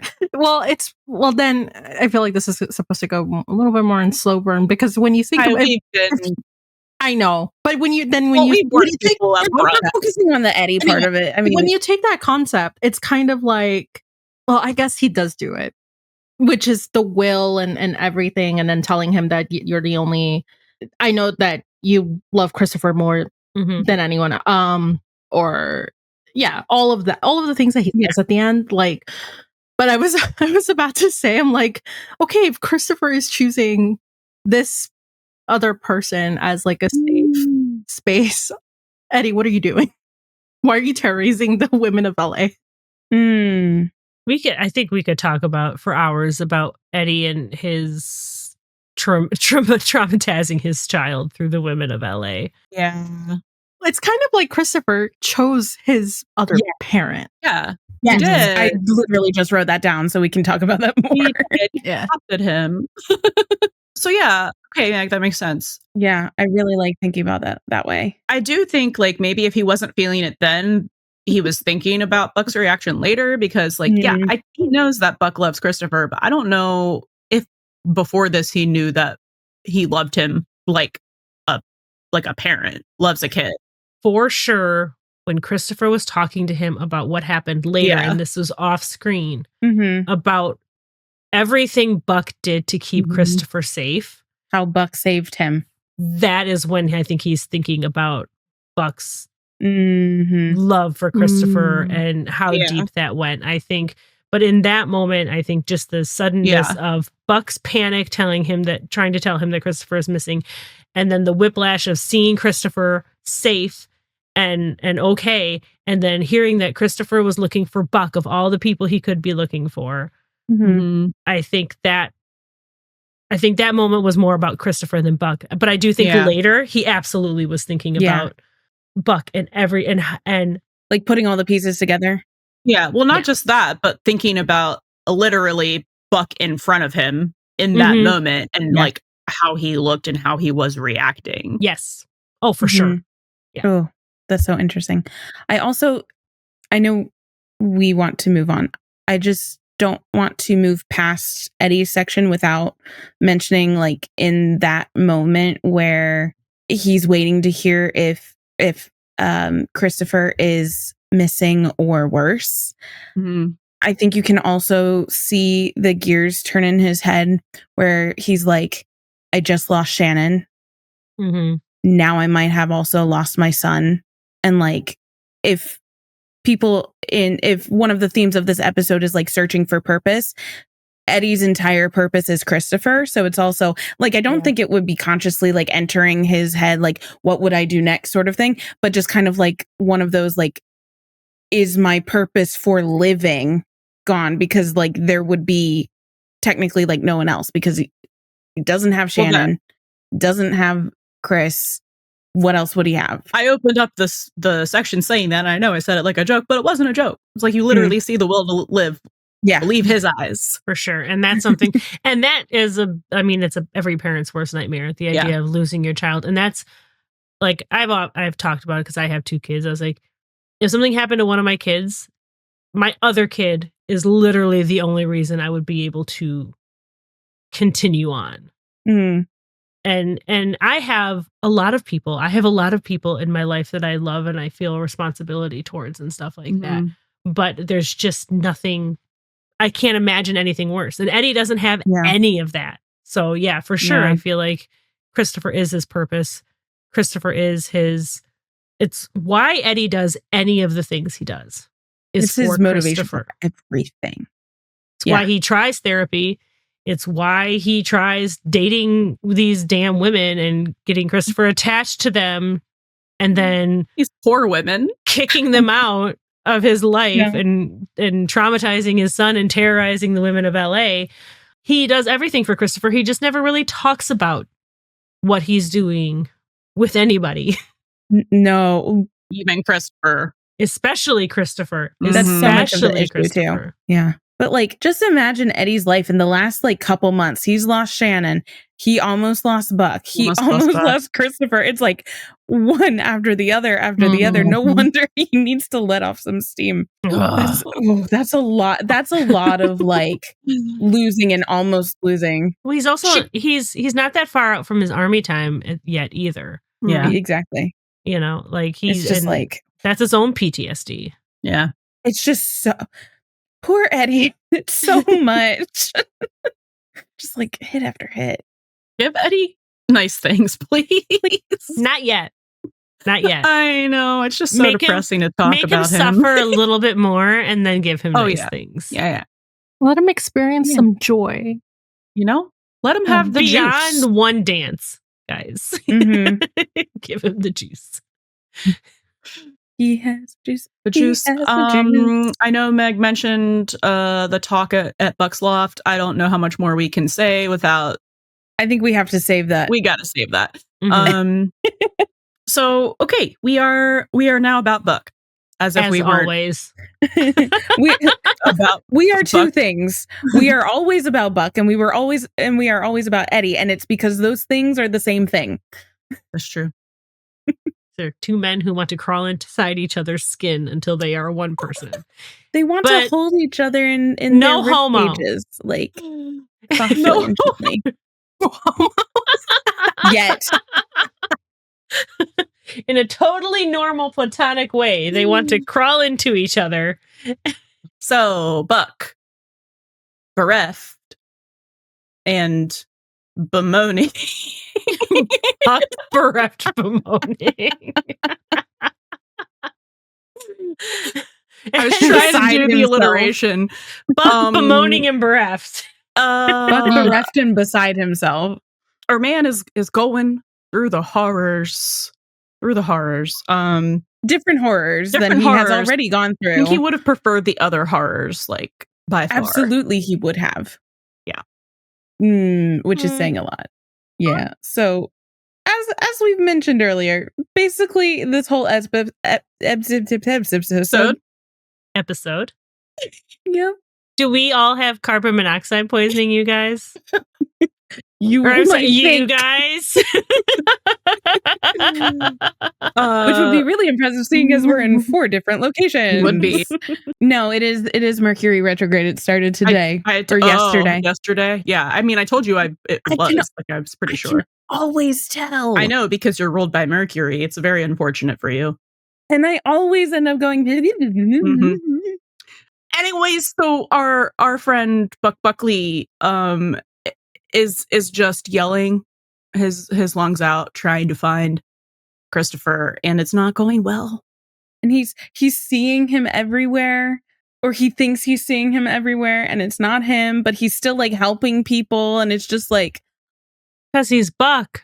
Because he's Buck. Mm-hmm. He's on a mission. Yeah. He thinks he failed. Doesn't he help the person because they say it's a kid and he thinks it could be Christopher? Mm-hmm. I mean, I think he would have helped no matter what. Yeah, I don't know. He was a little tunnel vision. Perhaps. But I mean, he was helping. He was helping everyone else like get onto the when life he had raft Christopher engine. That's when he had Christopher. That's what I'm saying. Yeah. Like right now he doesn't. I feel like maybe if they hadn't said there's a kid here, the dog ears were only attuned to like Christopher's voice or like anything that could have been a clue to find him. Perhaps. But no, his hunt for Christopher is just I love it. I love it. It's so painful. I love it so much. It hurts. I love it. Yeah. I mean, and so much of this, just like seeing how exhausted, how he's getting himself hurt, because we see like when he lifts that sign or whatever off, that he gets the cuts, and we know that he's on the blood thinners, how exhausted he is, but he is desperate and like totally honed in on this one goal. And I think it's just kind of another example of Buck ignoring himself and his needs, because his ability to help and his like physical ability to help and search for Christopher takes priority. So it's just like another one of those like, well, he's still up and walking, first of all, miraculously, but he's still like up and able to search physically. So he's going to continue doing it until he collapses, but it wouldn't collapse until he found Christopher, which we see. But it's just like, no, that man is nothing but adrenaline. He's on his feet by like sheer force of will. Like, yeah, that's it. Yeah. But it's another like one of those. He's using himself for his body and his physical ability to search for Christopher. Oh, imagine what a disaster he'd be if he knew what he was born for before this. If he knew that his purpose, his only purpose, was to save people, was to save someone, because his parents are shitty, what a mess he would be. He's like, I couldn't save Daniel. Now I can't save. Oh my God. Yeah. Thank God he didn't know yet, because that man would have crashed out so hard. Yeah, like I don't think it can't get much worse than this.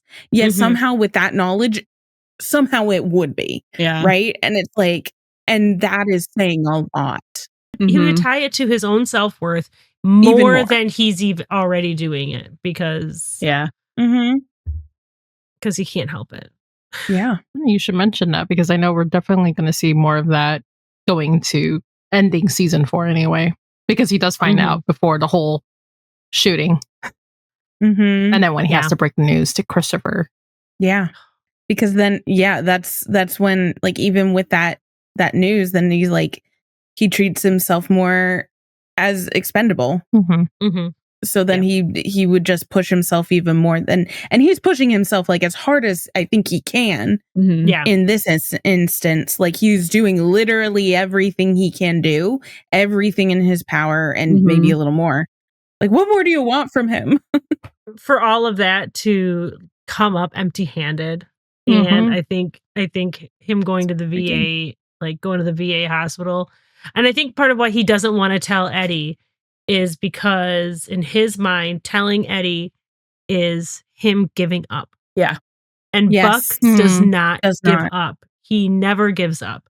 And it would be beyond just telling his best friend that his son is missing or dead. It would be admitting that Buck failed, and that Buck had not just failed, had given up, had stopped looking for it. And that's why when he's calling Maddie and stuff, he's just like, I can't tell him. I have to keep looking for Christopher. There is a stone that's unturned, and I cannot stop doing it. I can't stop. I will not rest until I look at every possibility. Is the human equivalent of the post office.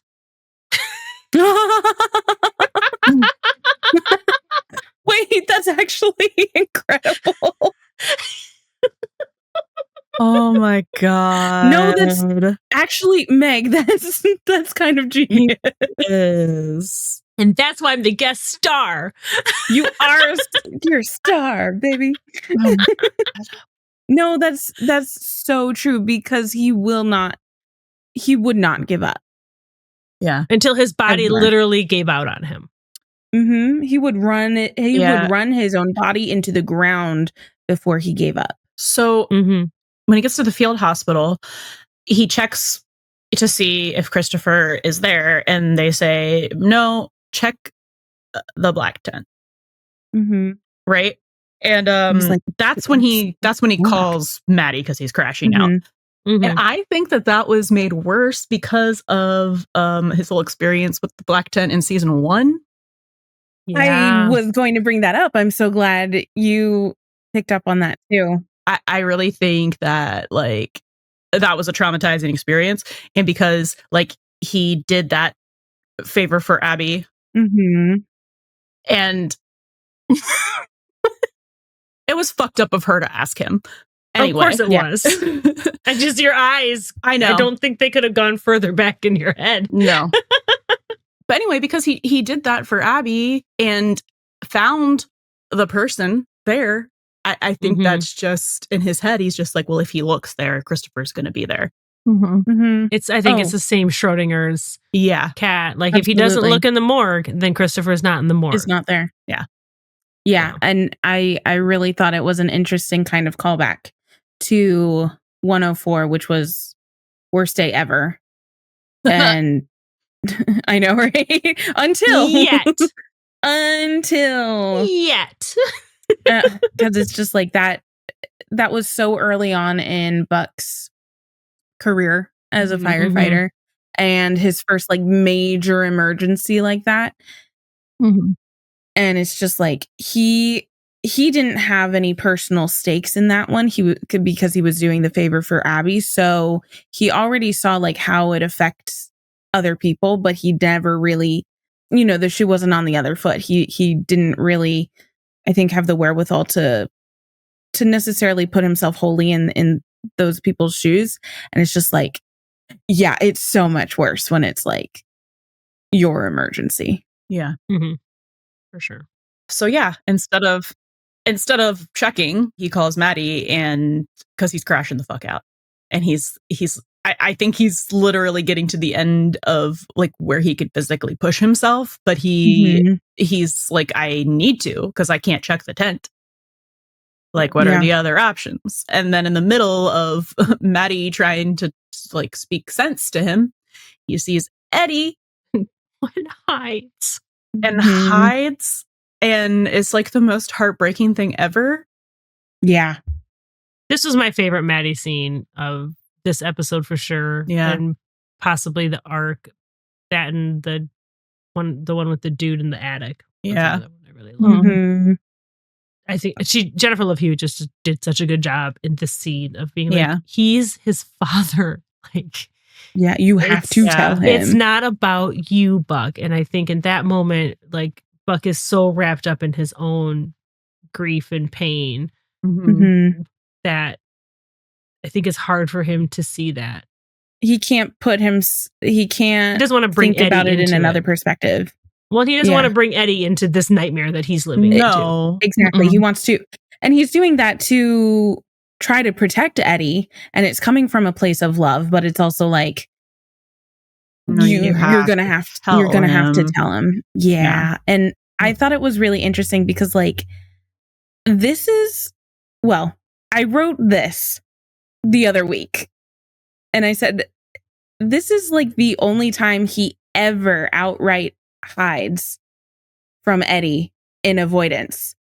Well, since then, 809 has come out. And we see him do like let me like run out of the kitchen and hide and like. Mm-hmm. He was But spying. I think that's Oh my God.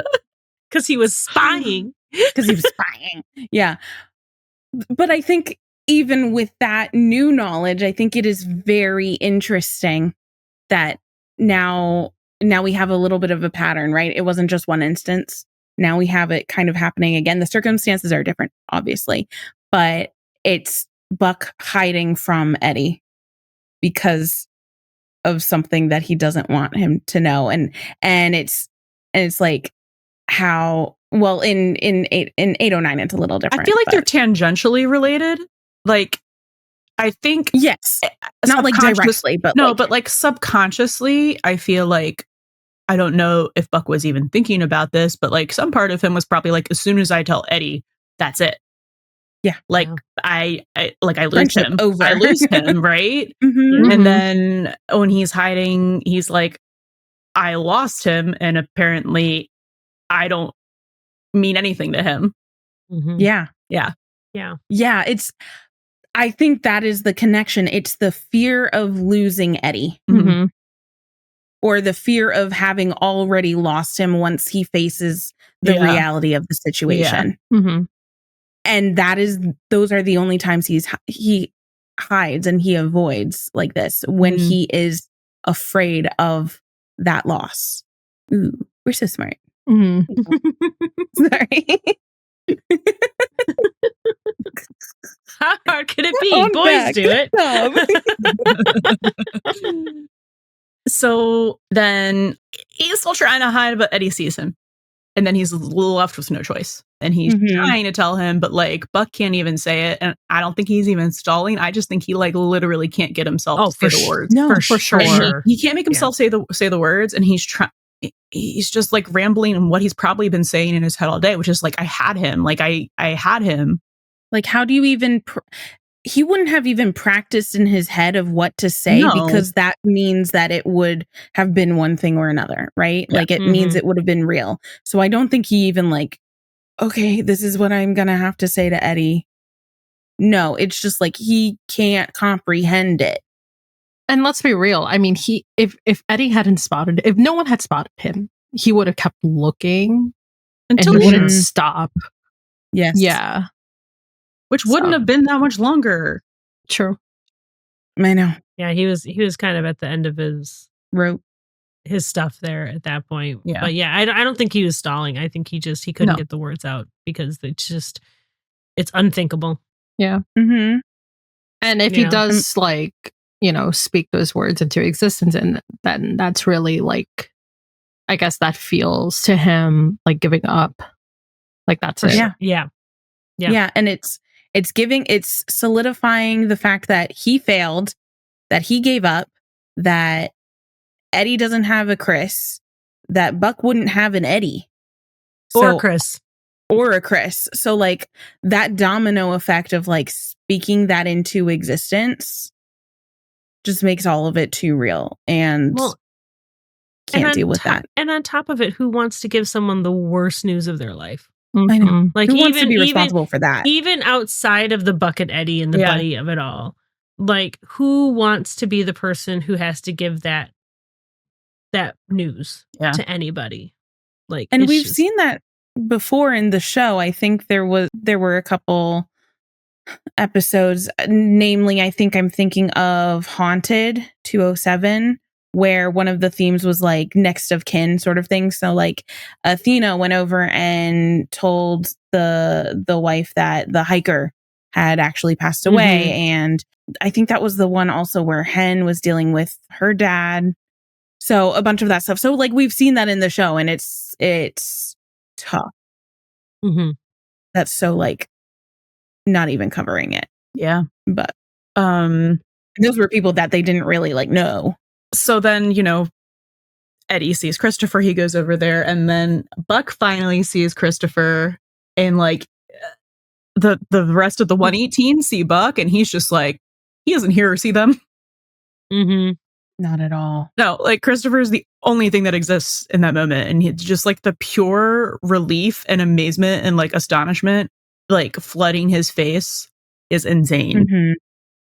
And I think that's really when he allowed himself to examine, once knowing that Christopher was safe, allowing himself to examine and look at Christopher potentially not being safe. Because I think that's something that he couldn't even really look at that whole time, because like we talk about this manifesting and not wanting to speak it into existence and stuff like that. That hope. Yeah. But that horror of the what if in the immediate aftermath of the relief, I think. And like he just, like I said, it's like his strings are cut. He just completely collapses. And I love the fact that he doesn't need to explain anything to anyone at the 118. They see Eddie hugging Christopher. They see this disaster of a man named Buck. And they know. And I think they can infer what happened in that situation. I'm sure they talk about it later and stuff like that. But they did know that like Buck was hanging out with Christopher. Yeah. That's what I mean, though. They knew don't say what knew happened. that. They just like Bobby just asks, "Are you two okay?" Yeah, and then just yeah. And Jim's the one who has to try and catch this like hunk of muscle of a person. He's like, "Yeah, we're great," and then he just like collapses. Yeah, it's like, "I'm great. I can die now." Pretty much. Yeah. Pretty much. I don't blame him. Yeah.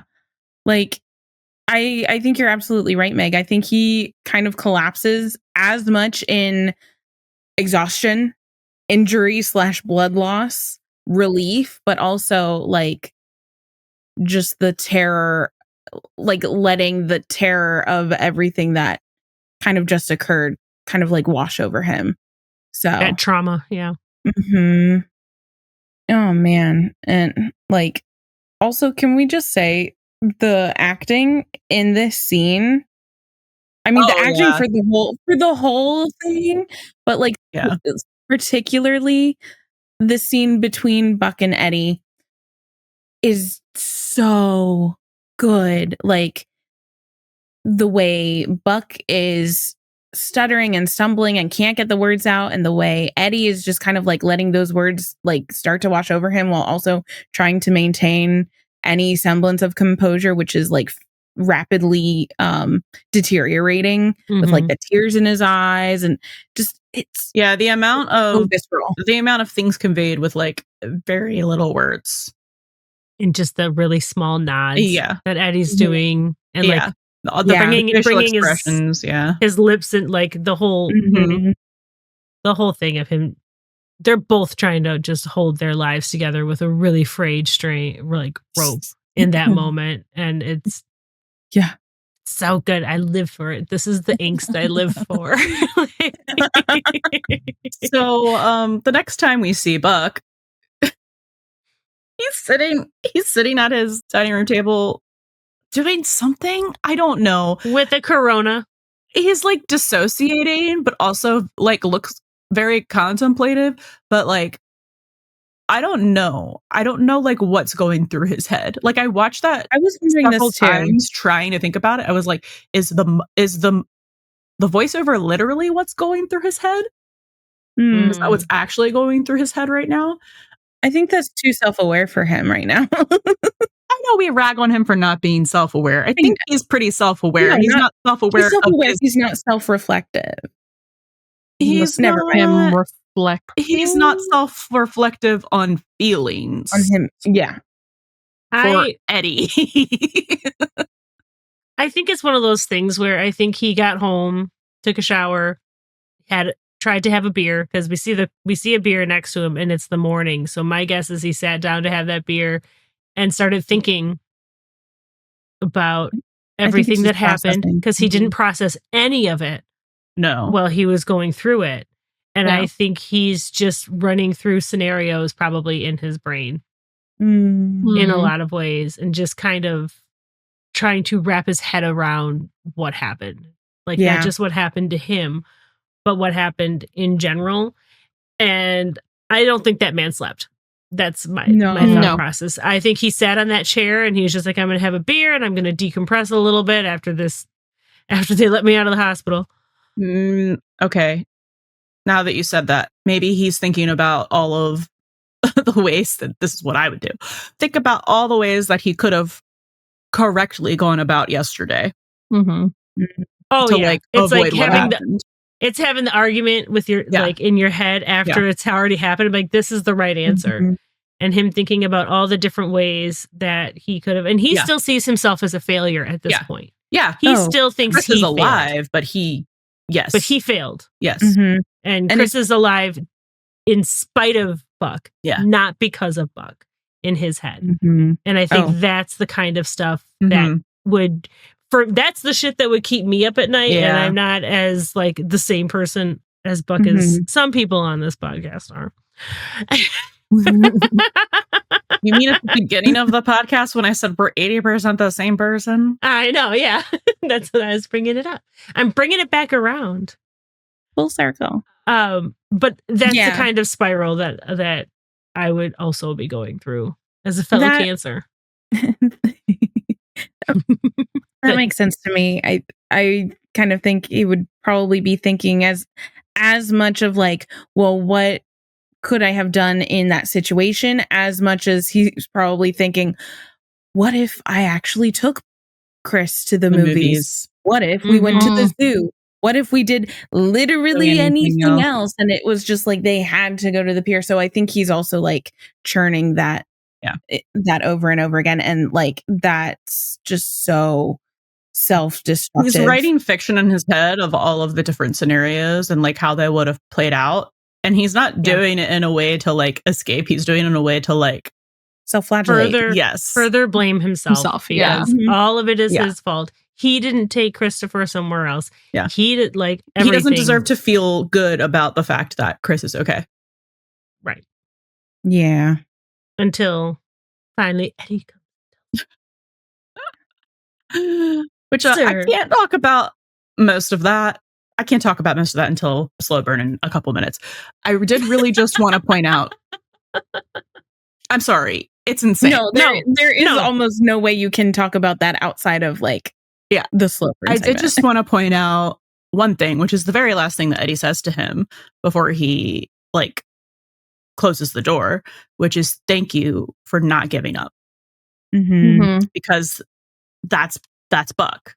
Right. Yep. Which I felt very much was a thank you for being Buck. And then my brain was like, oh, it's Buck Begins. When Athena was like, Buck. I'm sure whoever they were glad that you were being Buck. And he's like, I don't even know what that means. She says, like, you never give up. That's what never give up. That's what being Buck means to me. But whatever you do, don't stop. Don't stop. Like, don't stop being you. Yeah. Look at that growth from the first episode. Oh, I love how I just got like goosebumps while we were saying that. I'm fine. I'm fine. I'm fine. Wipes tears. I'm fine. It's fine. I cried the 4 times today that I played back the end of that scene. I'm fine. I'm totally normal when I watch this episode, guys. Totally normal. Same. I'm fine. It's okay. Anything else to say about Buck that doesn't go in our Frankenstein section? I don't think it's possible for us with the way that we have structured our own show. Yeah. So anyway, I know normally we do a scene dissection, and you would think the scene dissection should be the ending scene with Buck and Eddie, and you're correct. But guess what? That shit is gay. There's no way for us to do around that. So we are having a special edition of scene dissection and slow burn combined. There'll still be a couple other things in slow burn, but I guess we're calling this like, where's the slow burn? Yeah. I like that. Where's the slow burn? It's in front of your eyes. Yeah. Right there. It's here. It's here. It's here. Hey! Where's the...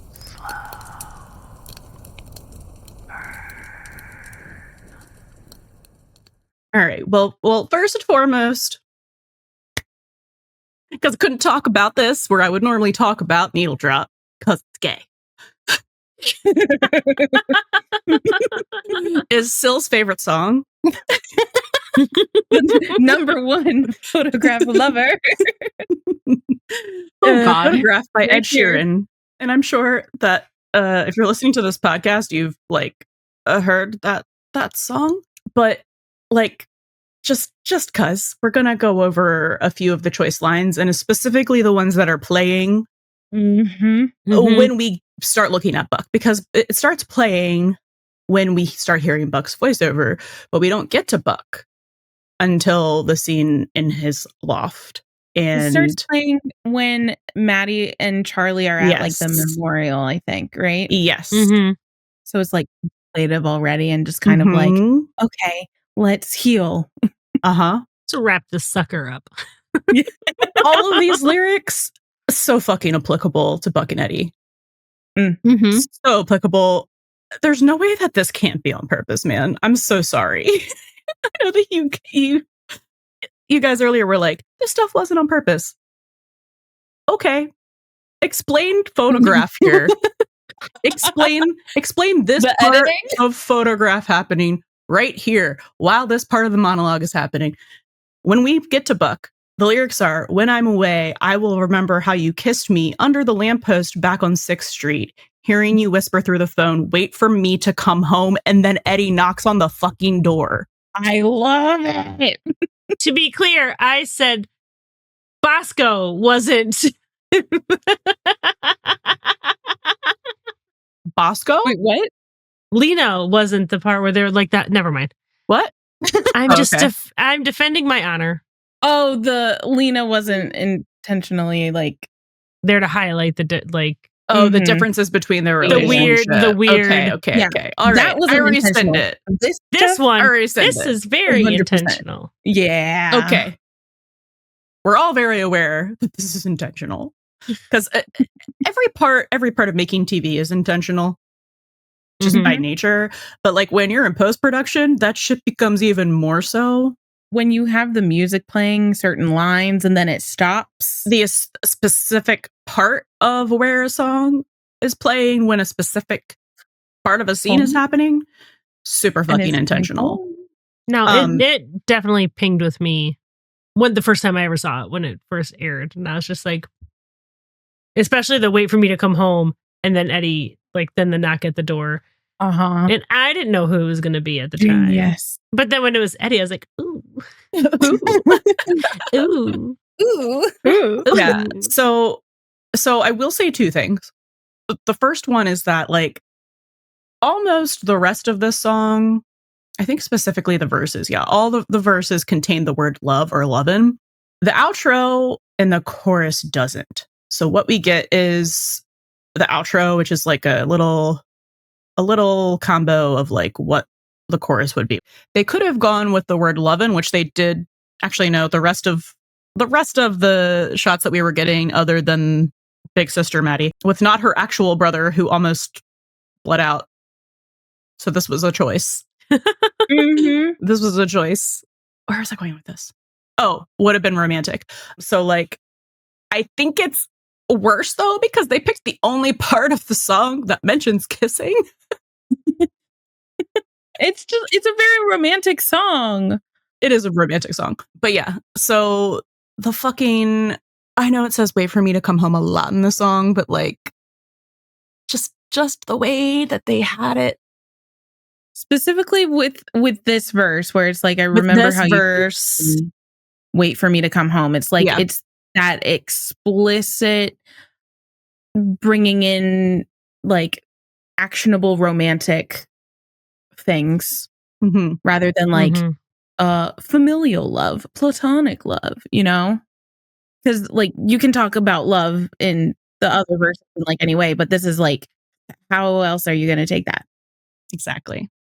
It's also just setting up what we already knew, which is that Eddie and Christopher are Buck's home. They're his home. And then this was just insane fucking work, because not only was that the part of the song they were playing, but the part of the voiceover, the monologue that Buck is saying, that happens during that is sometimes being lost is not knowing how to get from where we are to where we want to be, where we need to be. This monologue is so wild. It's not, Eddie and Chris are not a want, it's a need. Mm-hmm. Sounds pretty straight to me, guys. Yeah. I think you mean straightforwardly gay. Hey. I don't see what you guys are talking about with these two. I don't understand it. What's this podcast called? No. That's just insane. That's insane. So much of this monologue is so interesting because it covers a lot, but like the way they decided to break it up, the way they decided to parse out that entire speech and that's 100% intentional. Yeah. Mhm. So it's connecting where we want to be, where we need to be, and that is home, which for all three of them means the same thing. That like together is where Chris and Eddie and Buck need to be, because together is their home. Yeah. Like for all of them. Mm-hmm. Mm-hmm. Then you pair it with Ed Sheeran, and it's just The only thing they don't do is the kissing. like clawing up the walls. I would feral cat argue situation. that kissing would be less gay than whatever the fuck they did. 100%. It's giving profound bond. The gaze, Yes. yeah, absolutely. The fucking gazing into each other's eyes. Why are they so, they're always so close, but it's so like when they're having these literal, like the way they hold eye contact with each other is like Mhm. actually criminal. Well, and Mhm. and if I remember correctly, Eddie does the little like catch your eye. Yeah. Oh, when he tells him That is- the line, yeah. Yeah. Yeah. That is like, you're going to listen to me while I say this.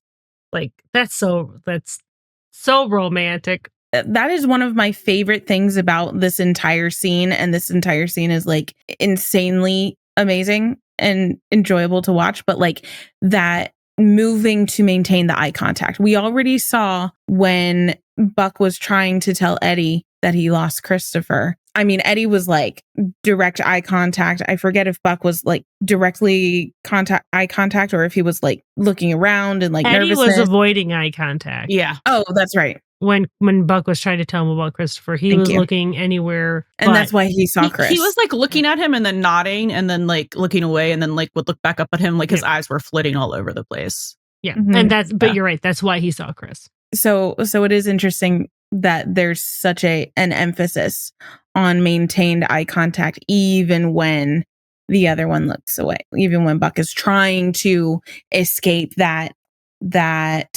like zoning Focus? in, like The focus. Focus. Yes. The thing Buck wants most is to be seen, but he doesn't want to be seen because he's like, Eddie is going to look at me like I'm a failure. 'Cause that's what he Yeah. feels like. I think he wants to be punished. Yeah, it feels Mm, like I he think- should be. And I think the last, like he doesn't want to look at Eddie because he doesn't want to hear Eddie say thank you for, in Buck's mind, failing him. Yeah, He doesn't because- want Eddie's thanks for losing his kid. he doesn't want to be seen because he knows Eddie sees him pretty much more than anybody else, but he doesn't want to be seen for who he thinks he is, Yeah. which is a failure, which is, the worst. I think Mm-hmm. I think this dialogue right here shows how well Eddie gets Buck more than almost any other 1,000% thing that I could point to, and knows him better than anyone else. anyone else, including his sister. including Buck, Well, yeah, especially Buck. yeah. Yeah. But so I'm just gonna read it because it's not long. Mhm. And then just interrupt as you want to say things. So Buck says, "You want me to watch Christopher?" It's easy. He's not very fast. He Oh my said, God. I love it so much. he's so funny.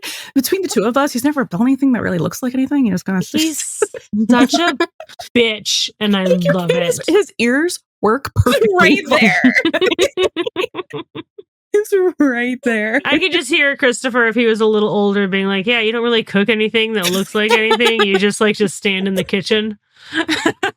would You're like love anything a that parallel tastes like to that. anything. That's like Teen Chris right there. Yeah. Oh, that would be a fantastic parallel. Oh, that would be funny. Eddie gets hurt and Chris drops Eddie off with Buck. He doesn't really cook anything that looks like anything. He just likes to stand in the kitchen.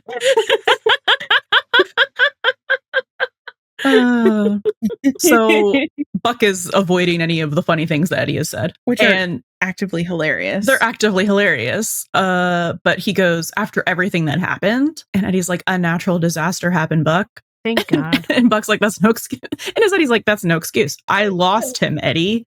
Gonna circle back to the part where Eddie said it was a natural disaster. Like the audacity of Buckley and people like him, definitely not me, to think that they're responsible for things that like literally no person could control. But I think it says so much about Eddie because it'd be so easy for Eddie to hold on to that. Mm-hmm. Oh yeah, to hold on to resentment or to feel the same way that Buck is feeling, or even and not even intentionally place some blame on Christopher being in so much danger when he was with Buck. I mean, parents who lose kids blame each other in a lot of ways, and few marriages ever survive it. And obviously, they're not married yet. Yet, I said it. They're gonna listen soon, guys.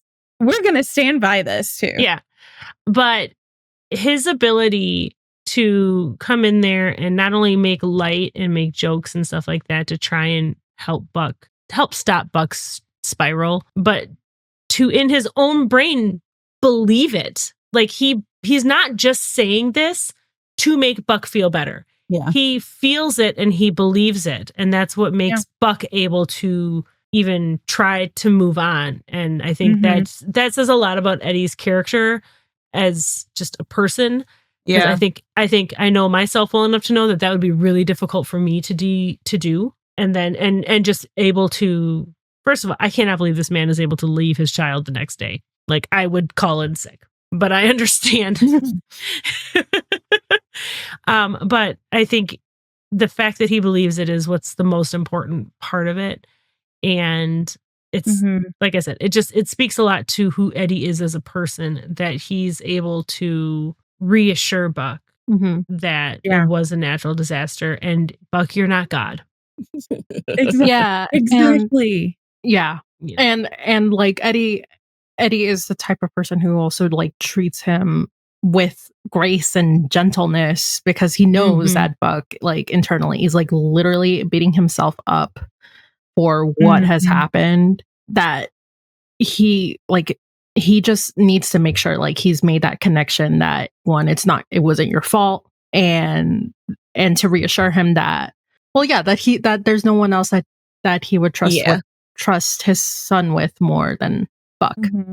Which is, it's wild that, like, even for knowing each other for like a year-ish, Eddie knows exactly how to get through to Buck in a way that like is going to be heard, and how to really truly like ground him, and because Buck is like basically blaming himself for a tsunami, which like, if he hadn't been at the pier, the tsunami wouldn't have happened. Exactly. Obviously.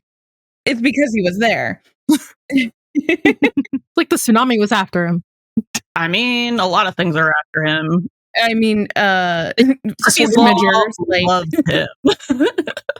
and also like, you know, acts of God a little bit. So Buck says, "I lost him, Eddie." Eddie says, "No, you saved him." That's how he remembers it, which I think is the beginning of him starting to get through. Right? Because it's not even Eddie being like, "That's not how I see it. That's not the reality." Like, he's not even using logic. He's using Buck logic, right? I could it's so clear, like, with the way he's talking in here, because this is not how you logic with like a logical person.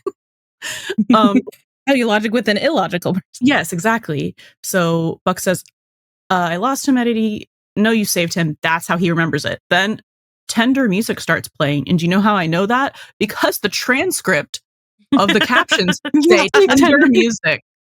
So interesting. You're so tender. And Eddie says, and now it's his turn to do the same for you. And Buck says, I was supposed to look out for him. Eddie says, and what, you think you failed? I failed that kid more times than I care to count, and I'm his father. But I love him enough to never stop trying, and I know you do too. These are not light words. They are not. No. That's everything. Right. And it's interesting too now that like when we talked about, you know, when we think Eddie decided that Buck would do anything for Christopher and it's when Christopher said that he was looking for Buck or the lady said that Christopher was looking for Buck. It's interesting then that that's what changes for Eddie or what we're going with. And it's interesting then that it's basically the same thing for Buck because Christopher thinks that Buck saved him. So that's when that perspective changes for both of them. And it just really aligns how like united they are about their love for Christopher. Yeah. Right. And Buck's definitely not going to tell Christopher that Christopher's wrong. No, of course not, because Christopher is always right. But exactly. So it's one of those things where it's like he has to kind of like, fine, I accept it because of Christopher. And because, he's not going to tell Christopher that he's wrong. And he's not going to put any more trauma on his poor boy. Poor little boy. Who's so resilient.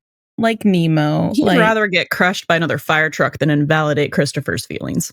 For sure. Absolutely. Especially given what we know about Buck's own upbringing. Yeah. So, that's a whole other conversation. I just think it's insane because this is literally, I mean, first of all, again, it's just like the horse whisperer, but the buck whisperer. That's what he is, though. It is. He is the buck whisperer. But it's also just insane because it is the writers literally being like having Eddie say, I know that you care about my son the same way I do. The same way. They're literally, and we knew that they were setting him up as Eddie, as Christopher's dad. We knew that they were doing that already because of the first episode. This whole season is about how parent-child relationships. Exactly. But it's just, so then Eddie says Buck, and then he pauses and he waits until Buck makes eye contact with him with the hand on his shoulder with the like fucking thumb on his pulse point. When we were done watching that episode, I got as close as they are to each other. And I did that. I was like, this is how you stand normally with your friends and talk to them, right? And he was like, oh yeah, totally. Right answer. Yeah. If we had a nickel for every significant like shoulder touch we had in our fandoms. And eye-catching, like it immediately made me think of Dean and Cass in the green room. Like just, that was the first thing. Is it the same goddamn shoulder? Yes. Yeah. Same shoulder, same move to catch the eye. Like I like how I'm just going to move my head around like a fucking snake. Now we're all doing it. Except for the snake. She's like, y'all are too much. No, she's waiting to strike. It's fine. Okay. So then he finally catches his eye and says, there's nobody in this world I trust with my son more than you. Bro, what? That's huge. Bro, what? I know that your parents are terrible, but like Peppa, Abuela, Carla. And you just mentioned Abuela and Carla. You're like, you're no Abuela and you're half a Carla. But there's no one I trust with my son more than you. What in the homosexual audacity? I don't keep saying that because like no one else could put themselves through what Buck did during all of this. So literally, like Buck would do anything, which is actually kind of funny when you think about it. It's kind of funny because I just had one of those like little like flashbacks to 809 and where Eddie's like, oh, you would do that for me? Oh my God. Hello? Do you not see? Do you want a laundry list of the shit this guy has done for you? For real. Like he saw you and decided that one's mine.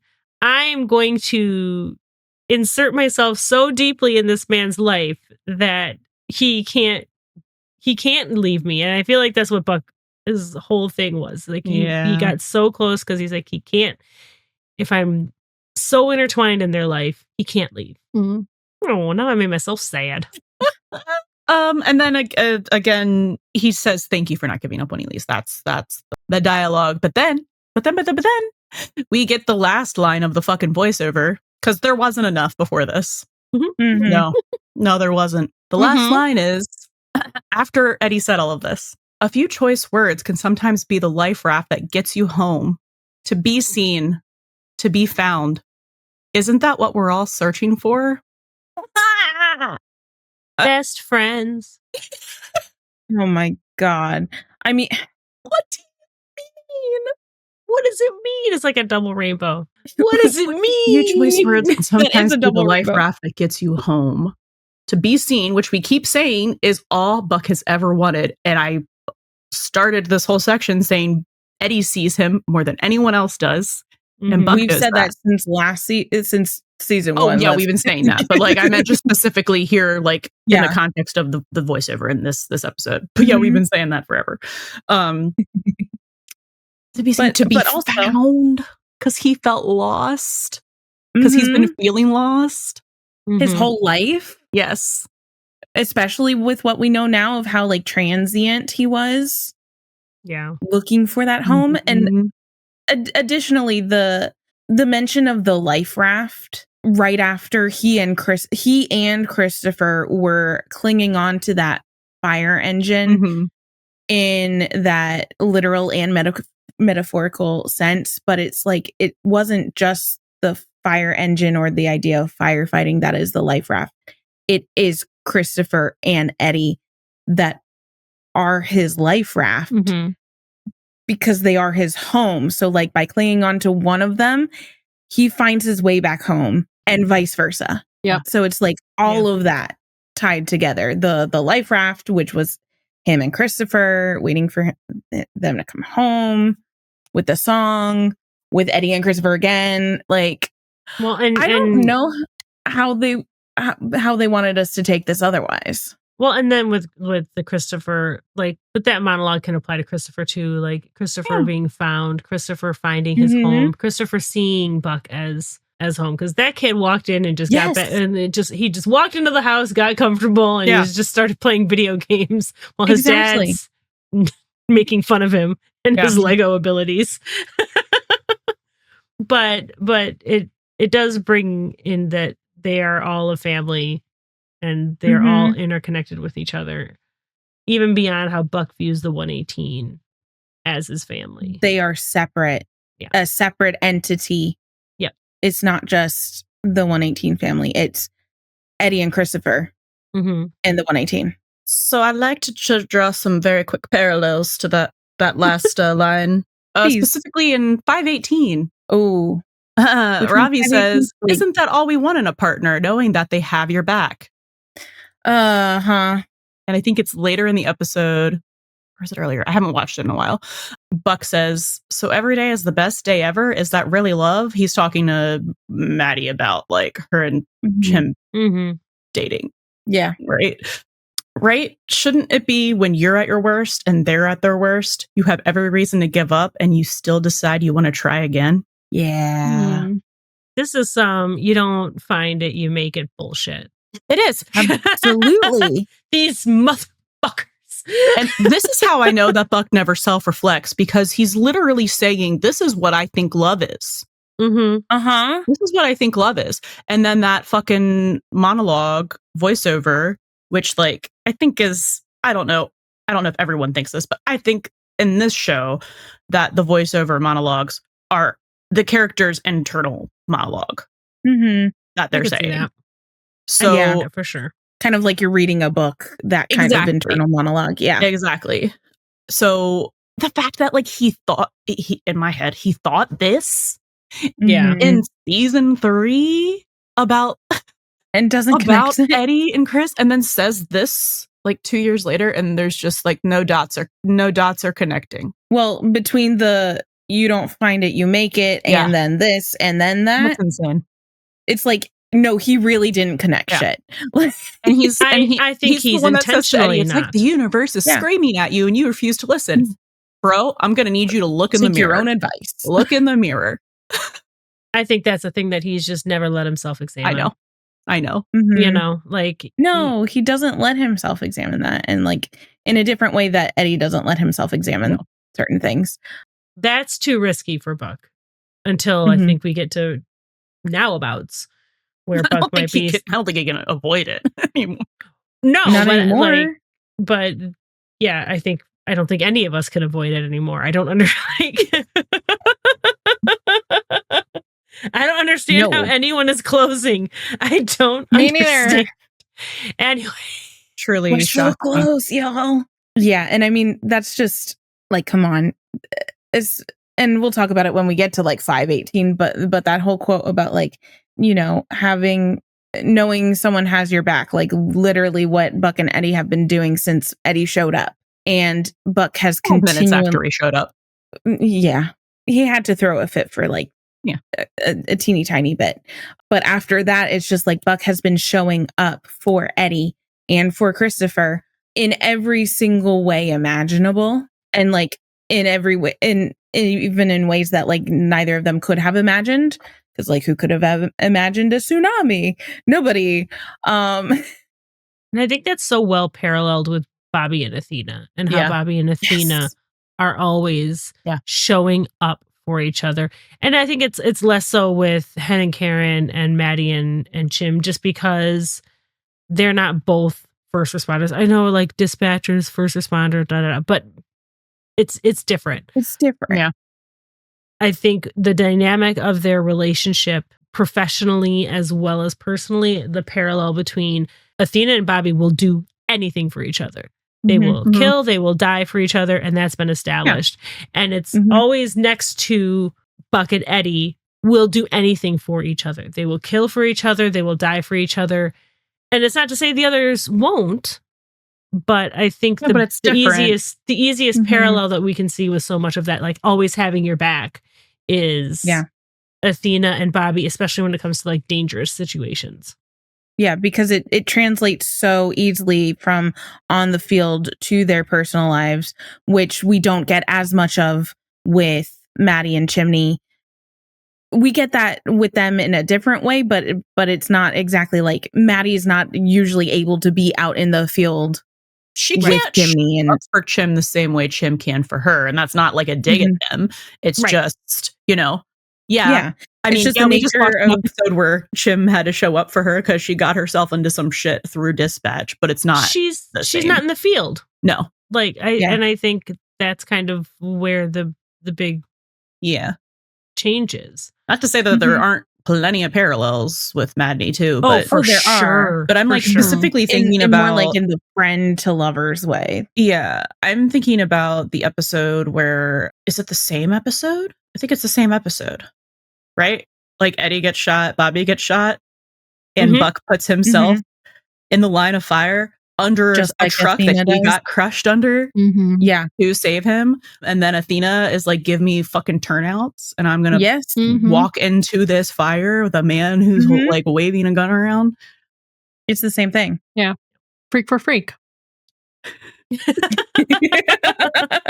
Masochist for masochist. Yeah. Oh, that's it. Yeah. Add to the list. Deranged for deranged, honestly. Like that's the thing that really popped to mind with the Buck and or Bobby and Athena. Yeah. With the fire stuff too. And Bobby listening to Athena get beat. There's so much. Okay, what else do I have here? Oh, I have missing personal space. I think I already mentioned that. The gazing into each other's eye. They're just fucking insane. The look on Buck's face after Eddie says this, it takes him 2 to 4 business days to get through that fucking face journey. You see him buffering. Buckfering. Like we came up with that time. Full circle. It's insane.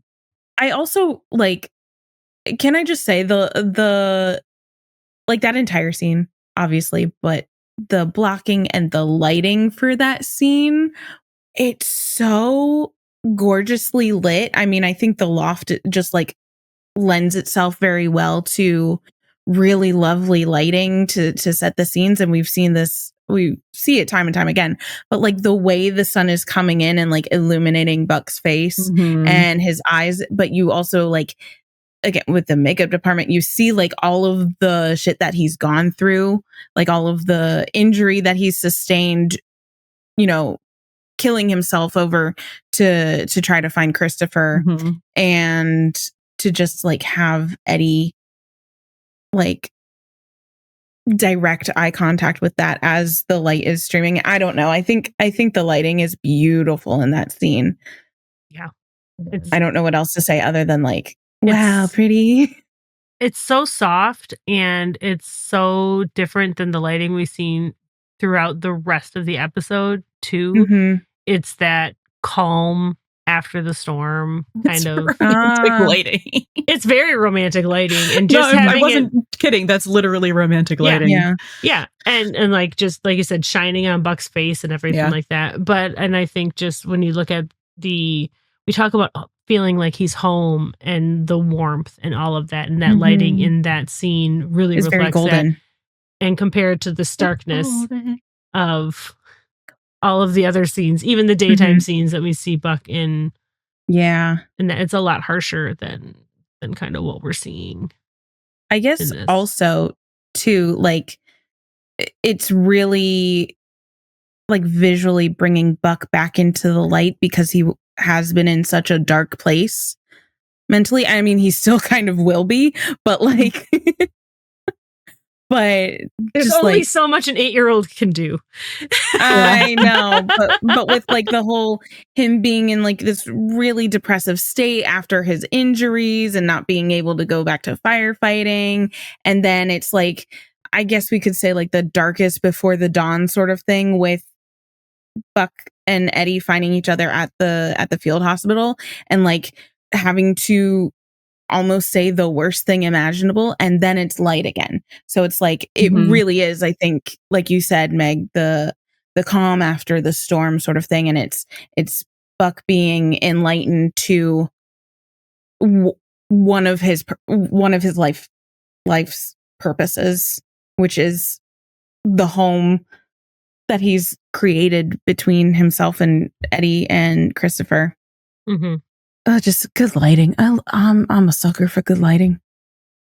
Especially because shows are so dark now. I know. Need more color. I know, right? We could go back to my, I think I said this like very early on in the beginning, the stuff about the full circle theme with, I think it was Max and Stacy, the divorced couple, talking about like, we're coming full circle sort of thing. So on a Ferris wheel. I know. I love that kind of like that visual that moves and doesn't go anywhere. It's like a hamster wheel. Oh, interesting. So I kind of thought it was really interesting. I need to come up with a better word than interesting. I liked in my head tying Eddie dropping Chris off with Buck at the end of this episode to the very beginning of, what was it? 301, 302. 301. Yeah. One. Thank you. To Eddie dropping Chris off at 301. Because this is very full circle, right? So Eddie drops him off to get Buck out of his head in 301. He brings Chris over to get Buck out of his head, to get him out of that like depressive episode about being a failure because he can no longer or right now be a firefighter. So he's trying to get Buck to feel like not like a failure professionally, right? And then he brings him over again in this episode to get Buck out of his head again, to try to stem that spiraling about Buck feeling like a failure personally. For sure. Yeah. Because of Christopher. And it works both times. But so there's that full circle in that way, but also what Max and Stacy say on the Ferris wheel, where, you know, the husband is like, everything comes full circle. Everything looks the same. The places are the same. But the wife says, but they changed. The people changed. And I just something about that. I'm like, this feels like, I just wrote like something buddy relationship breadcrumbs leading into AP. I don't know. It was like, I don't even know what to do with this. Like something about how, things come full circle with Buck and Christopher, and like finding Buck and incorporating them as like this family unit. And I think what we mentioned a little earlier about, this is basically Christopher choosing Buck. Like Eddie thinks that he needs to provide a mother for Christopher, but Christopher never asked for that. Christopher has already kind of chosen Buck here. So yeah. I don't know. The threads are loose, but I'm kind of trying to connect those together where it's like the places are the same, the environment's kind of the same, but the people have changed. So like, are you talking about now and where we are right now, or currently in season 8? Both, a little both, but I think I said especially leading into 8. I was like, because 8's pretty obvious. Yeah. Especially with all of the parallels that we've been. Yes. So I think that's what I was thinking leading into 8B, with all of the parallels that we have been given, all of the Eddie and Tommy parallels, all of the Eddie and Abby parallels, everything around them is the same, but the people are different. So switch out one of them, or even the Buck and Shannon parallels. All of that kind of outside stuff is the same, just switch out the players. So the people have changed. And also inherently Buck and Eddie have changed enough in themselves to like meant. They've completely changed, I think, and it's a very easy like comparison to make, especially at the end of episode 10 when you're visually comparing them to how they looked in the first episode they're seen together, which is Eddie in a black tank top and Buck in a gray shirt.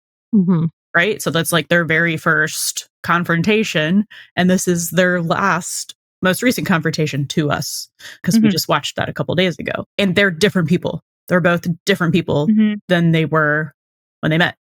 Yeah. But it's full circle. Exactly. This is what I was this is how somehow I was trying to get there. But it's full circle. You know why? Why? Because when they met, Buck had just been left and Eddie had just left. Yeah. Had just left he left for Christopher. Like he left because he was like, I need to get Chris away from Christopher. I need to get Chris away from my parents because that's what's best for him. Yeah. Had a job opportunity. So he was running away. He was leaving for Christopher. And Buck had just been left by the most significant relationship. The most transformative relationship he had until now. Yeah. So it's like all of this stuff, like going back to season 3 with this kind of stuff, like gestures to the evidence before you. Like, I don't know. Words are hard. That's like a very abstract concept that I was trying to like relate it to on multiple levels there. Well, think about where we end even just this season. Look at where we are. Look at where we started. Yeah. The fact that they're alive is a miracle. Oh, God. The end of season 3 ends with Eddie watching Christopher and Buck on his couch. Yeah. Saying, this is the family we choose. This is the family we chose. Right? If you're doing full circle just like this season. Yeah. If you look at where they started and where they end up, it's them choosing each other as a family. Yes. Yeah. I love full circle stuff like Ouroboros's, whatever the plural of that is. That's like, I think that's like one of my favorite like metaphorical like narrative thing, is especially when it's like you kind of end up in a similar place, but like the journey has changed you inherently, right? So like it looks like it's you haven't had any movement there, but it's like it's all that internal growth sort of thing. I love that stuff. Yeah, that's the good shit. Thank you. Good shit. Good Some shit. good shit. Some good shit. I just feel like we just feel like even more insane about all of this. Oh, for sure. Because This is worse. events. This is worse than post 7-4. or no. I was trying to make a supernatural comparison. I was like, wow, I have divorced myself from that so much that I'm like, what's the episode? Are you talking about Despair? Yes, thank you, Despair. 15-18. Thank you. I was trying to remember the fucking episode number. It's worse than 15-18. Do you know why? Because we were going insane being like, we're clowning, right? With Despair. But with this, I'm just like, I'm going insane because like it's happening, but how is it happening? How are we getting there? Yeah. I'm not gonna lie, 809 made me feel almost like not totally insane as I did that night, but like it was pretty close. Yeah. Yeah. Wait, 809? Yeah. Because I was just like, I was awake. I was looking for things. I need more. And then, yeah. Mm-hmm. But 15, 18, I mean, we didn't sleep, we didn't eat, I don't even know what the what It happened was that 2 week. weeks of an absolute. It was 2 weeks of an absolute fugue state. So for all of us. imagine. It's gonna be like a month at least. All I'm saying is when it goes canon and they kiss and you guys do your live stream afterwards, I will be hunting down your link to join you to just lose my mind. You can come hang out on. with us. You can come on the live stream. We That's might what I need you. mean. Yeah. I will find We might next need week. because I think we'll be like, We'll need I an will emotional find you. support person. Oh, you think I'll be a normal human? That's adorable. Well, Rachel does this thing that I just discovered recently where she just goes nonverbal. I've never had that problem. Nonverbal? I know. I What? don't usually. Do you remember when we were watching this week's 10? episode? She just literally, you know how normally you and I are like stoic faced ones? Yeah. And I'm Right? always like, She literally went into a state of shock. Oh, you mean when she was She just watched like, the reaction video and she literally I watched just it. the blink, blink, the blink, blink, blink, blink, blink. yeah. No, I rewatched it too, and I was like, I need to see what just happened because I was having like an out of body experience. No, I legitimately, I think I legitimately went into actual shock because I like did not breathe. I just I like didn't breathe, and then she started giggling like an insane person, was probably and saying because that of she me. wasn't giggling. was it my fault? It was- Did I set you off? No, No, we she was actually started at crying. the exact same time. She was crying. She was criggling.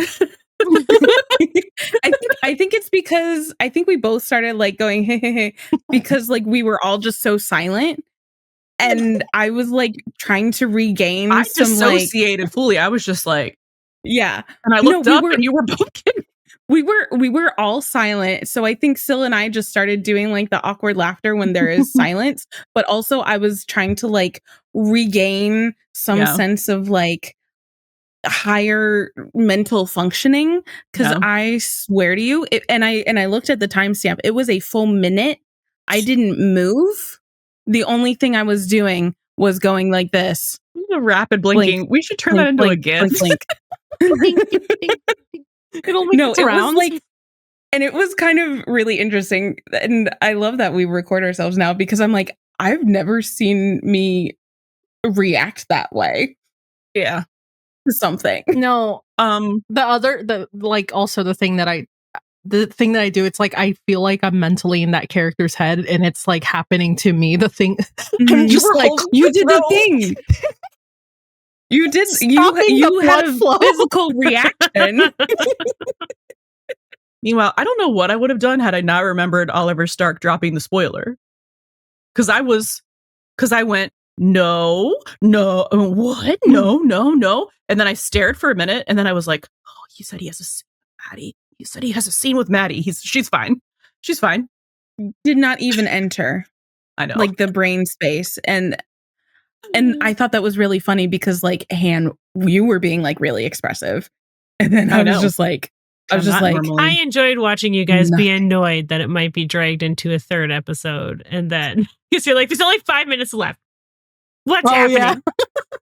We were like, Rachel, and then, no. And then silence. I was you not. told me to shut up. I was Really? not in the mental state to like. Eddie D, the spirit of Eddie Diaz was there telling you guys to be quiet. I've never watched a Buddy scene that expressionless. I know. I just was not absorbing anything that was happening in front of me. I think the only reason I was able to like process that, I was crying. Yeah. We all cried. But I think the only reason like I was able to process any of that, and like that is not saying a lot, was because of the leaks. So like I knew what kind of to expect without like the dialogue or anything like that. But I think like if I don't even know. It was just like that was emotional whiplash. Just like it's been so long since I think we were shocked like that than like they ever do normally. So like someone's gonna maybe come and rob it. Athena Grant, the only police officer in LA. And in the ocean. And the ocean. Her jurisdiction is just like there's no police in LA. I'm sorry. Casinos do not depend on police officers as their security. What is it? Why? Get your own security firm. For real. So I'm thinking it's probably like a criminal that is known. Oh, so it's next week's episode. Yeah. Mm-hmm. So it was like, should we stay on and watch that since it's the crossover and do a reaction? And I was like, I think we're going to be busy crashing out. Like I said, we'll see the vibes, although I think the vibes are going to be pretty immaculate. I can't wait to see about Bobby's mom. Buck's doing. Potentially. I can't wait to see Bobby's mom. And Buck's expanding social circle. Ugh. Again, from 1. From 1. 2 if you count Christopher, but Christopher's been gone for a while. Christopher has been gone for... Okay, we have to get back to this. We got it. Yeah, we got to wrap this up. I think we were done with Slow Burn. Were we done with Slow Burn? I think so, yeah. Something about buddy relationship. Just a sign off, which I did just for 20 minutes for just like talking about random shit. So we did that. We did sign off. So if you haven't already, please listen and or watch our Buck Actually episode to see more of Meg, our guest star. It's a really good episode. I won't let it go to my head. I'm so sure. You should. So sure. I'm so humble. And modest. I was going to be like, oh, come watch Meg do a live reaction with us, but this is going to be like way after that comes out. What else? Meg, where can they find you? Not many places anymore because I'm afraid to go on social media because it's depressing. But you can find me on Blue Sky at Wisconsinac. You can find me on the Buddy System Discord server being super normal. At all times. We love how normal you are. Definitely not saying weird stuff specifically to provoke reactions from people from time to time. Just being cool. And if you want to see my weird reposts on TikTok, because I still don't know how TikTok works with recording. Like, I can record myself. I don't know how editing works on the TikTok. I know nothing. I know nothing. So if you want to, like, I guess follow me on TikTok to see my reposts, because that's all you're going to see. If you want someone who will send you TikToks every day. 8 million. If you're like, you know what? I want to see how long I can have a streak going.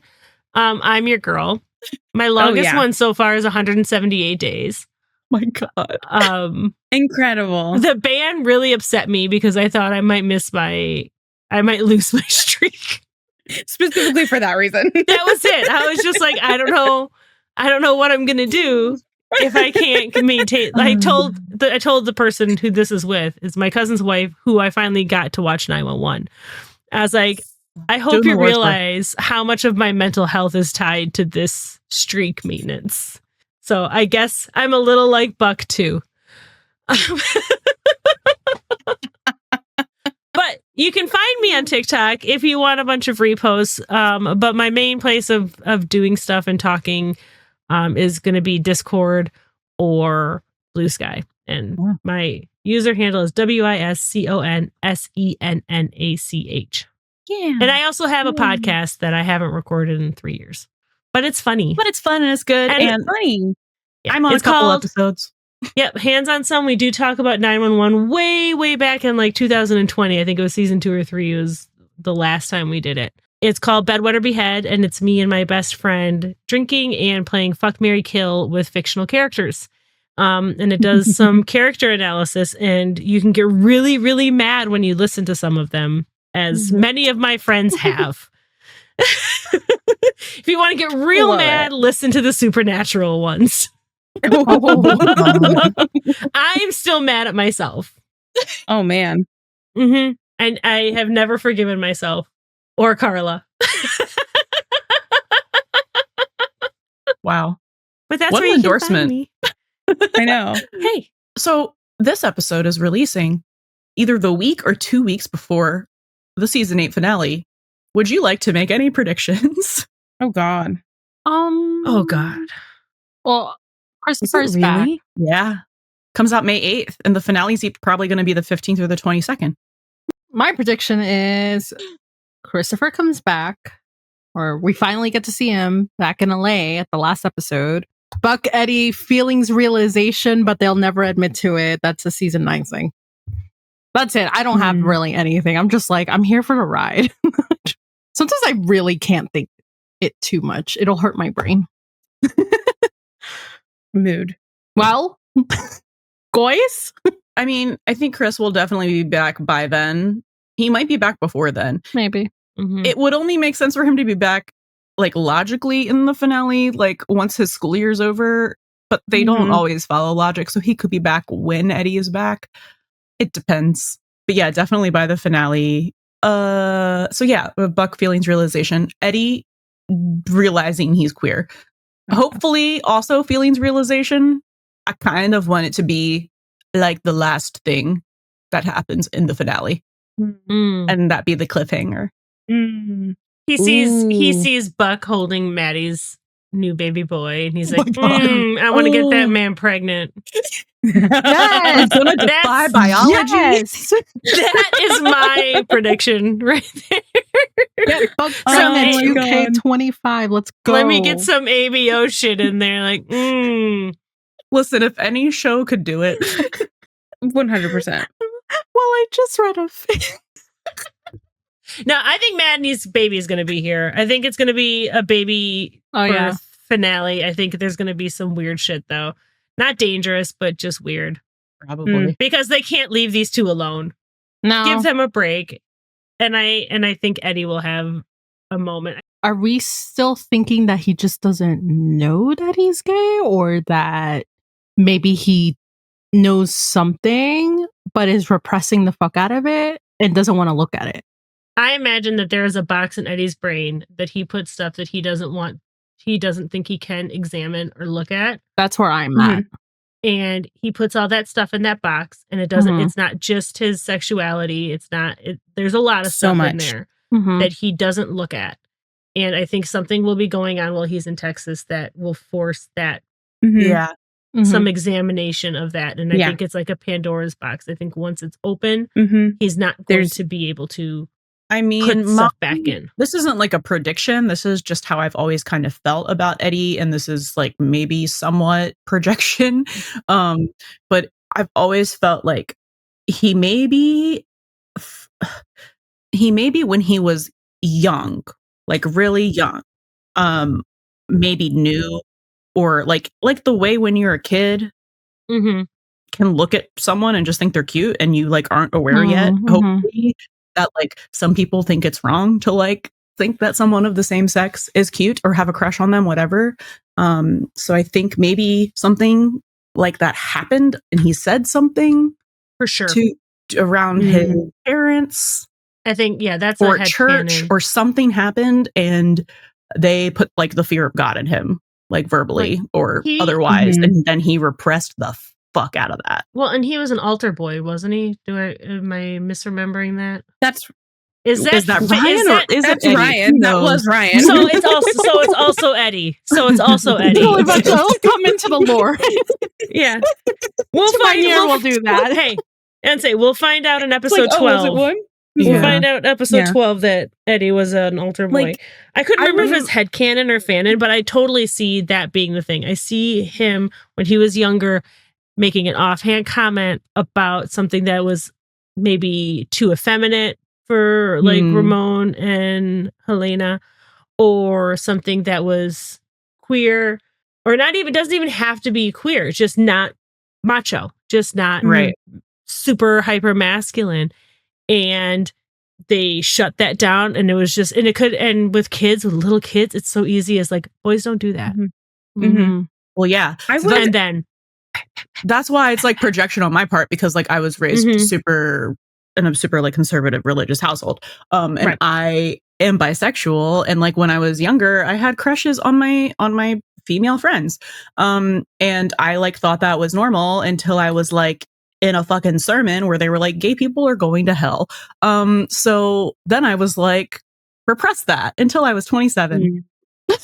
I would also be okay though with, because the only thing I have with like that idea or theory is like, because then Ramon and or Helena are privy to it, right? And I don't know how I feel about that. I don't even think that, because I don't think so. Because it can be something that's so offhand, and it's something like parents are generally just not really very conscious about how they sometimes talk to their kids and how their kids absorb it. It could, like I said, be just boys don't do that. And to them, that's innocuous.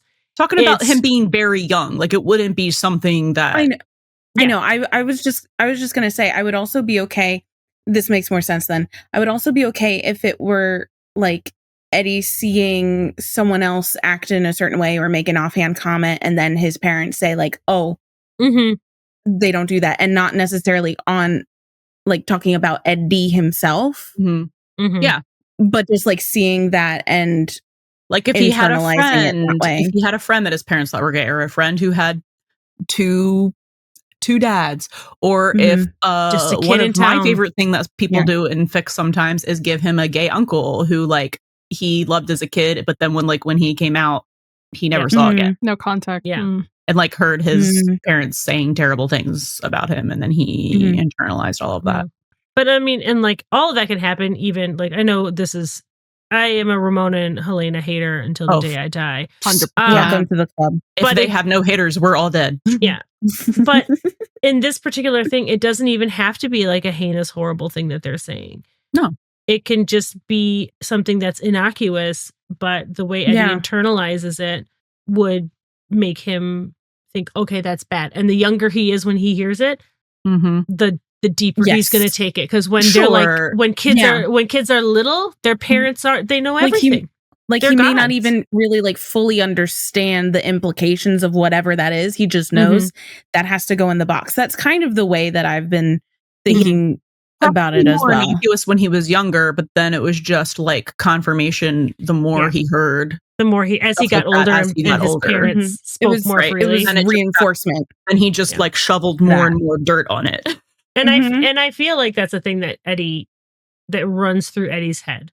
If he's doing something, not like the same with the water and the juice, but the same kind of thing where he's doing something that's not strictly masculine, and in his brain, he just hears boys don't do that.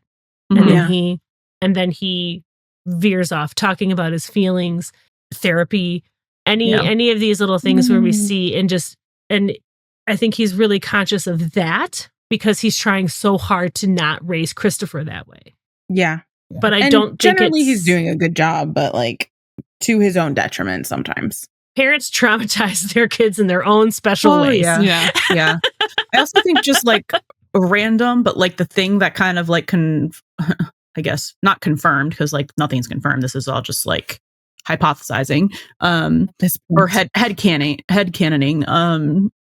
But like the thing that really made me think, maybe that's actually going to be true, is when he said, no offense, I'm straight, to a guy just randomly being like, do you come here often? Mhm. Yeah. Mm-hmm. Because It was like, oh, why even- are you jumping to that conclusion? Because even Mhm. straight guys can just be like, no, like there's ways to get around that Mhm. gracefully without being like, no offense, I'm straight. Like And that that's- is such a it gives like a panicked Mhm. reaction, like I to can't be jump. perceived that way. It Yeah. feels like such a Chekhov's gun, Oh, it is. you know. That's like, why they did that, because Yep, for sure. no character says that in a thing if Mhm. it's not going to be addressed and And then especially with the refuted later conversation on. that comes after it, when the priest is Yeah. like the juice and the water thing. yeah, I think we're all fairly on the same page here about like what we think / needs to happen for by the end of the season, where it's like Eddie queer realization, Buck's feeling realization imminent. I think the jury is still out on, whether Eddie will get the ball rolling on the specifically Buck feelings realization yet or not. I think it would be cool though, is if like they did a kind of cliffhangery thing in the finale where it's like, how we've had multiple like lingering shots on Buck where it's like, oh, what is he feeling? Like in 806, in 808, in 809, and in 810. All of these like multiple times, and just him being like, just staying on his facial expression. I think it would be interesting to leave off on one of those with Eddie. I think we should sign off of here. Otherwise, we will be 4.5 talking until next episode. 4.5 hours later. Remember, don't panic call your sister while you hide from your best friend / baby daddy. But if you do, Take a buddy with you. Thank you for listening to the Buddy System podcast from start to finish. We literally cannot shut up about 911, so please come talk to us on your favorite social media platform. We're at Buddy System Pod everywhere. That's BUDDIE System Pod. Leave a 5-star review on Spotify or Apple Podcasts to get a personal shout out in the next episode. The Buddy System is a Nerdvergent media production featuring music from Divinity.